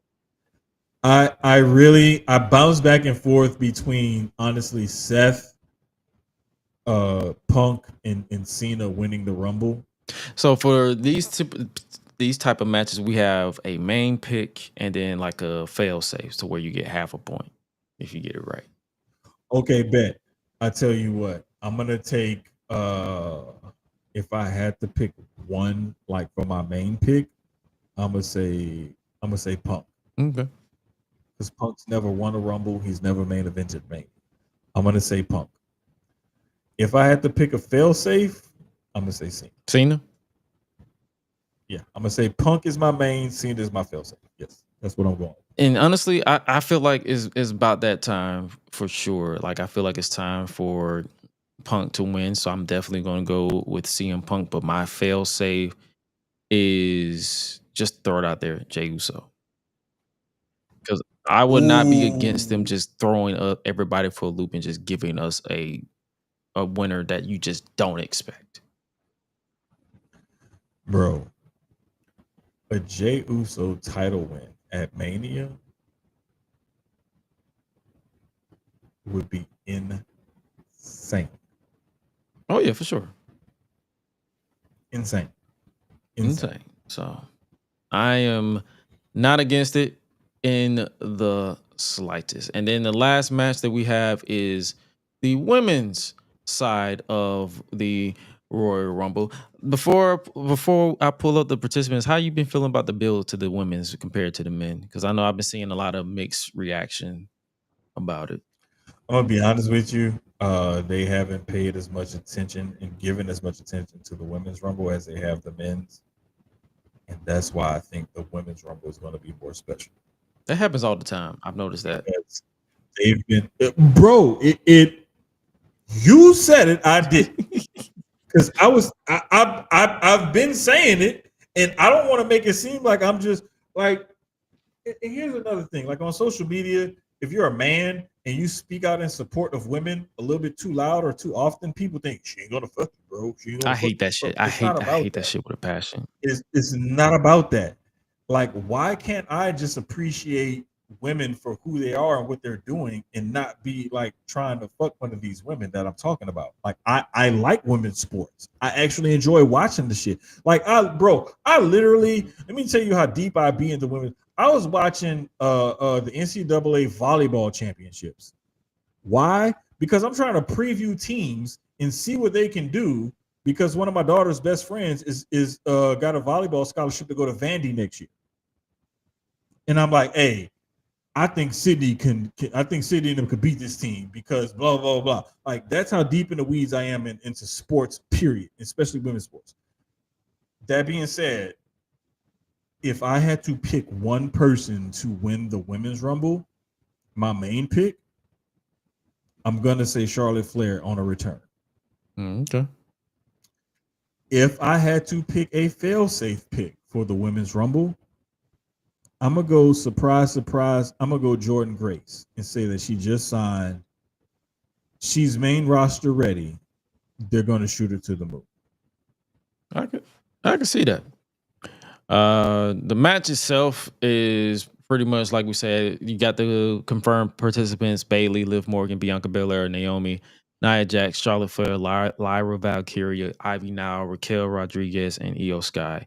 Dakota Kai was injured last week off of a concussion, so she's going to be out for a while, which means she's going to be out of this match.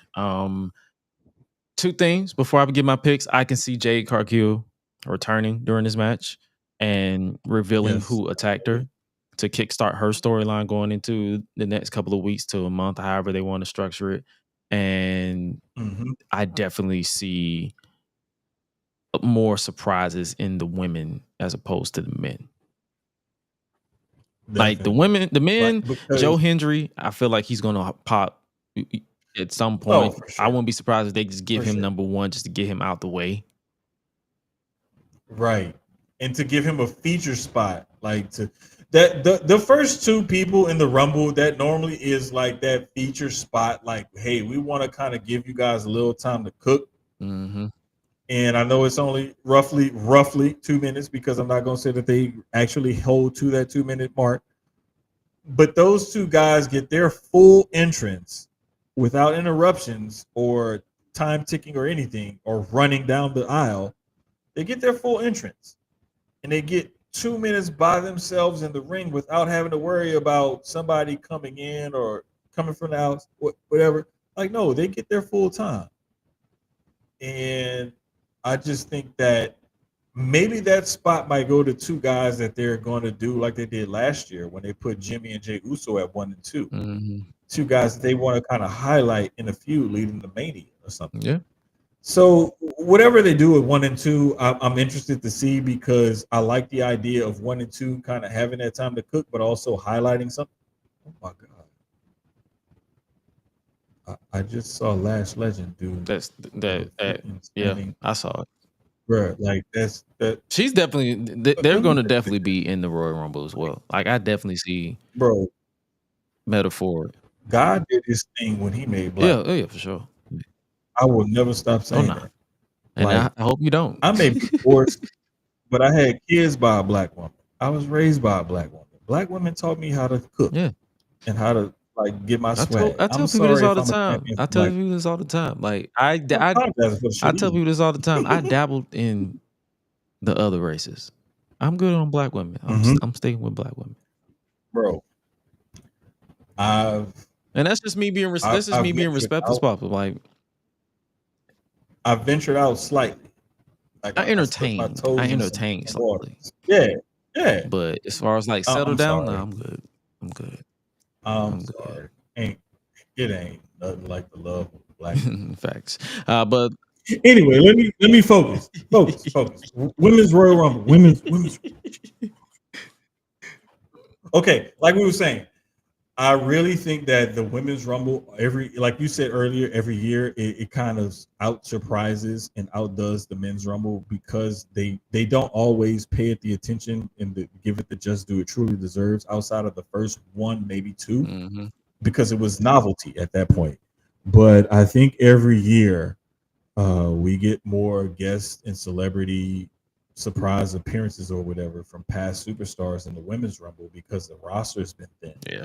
The roster's been beefed up now to where they don't need the callbacks from the oldies like they used to.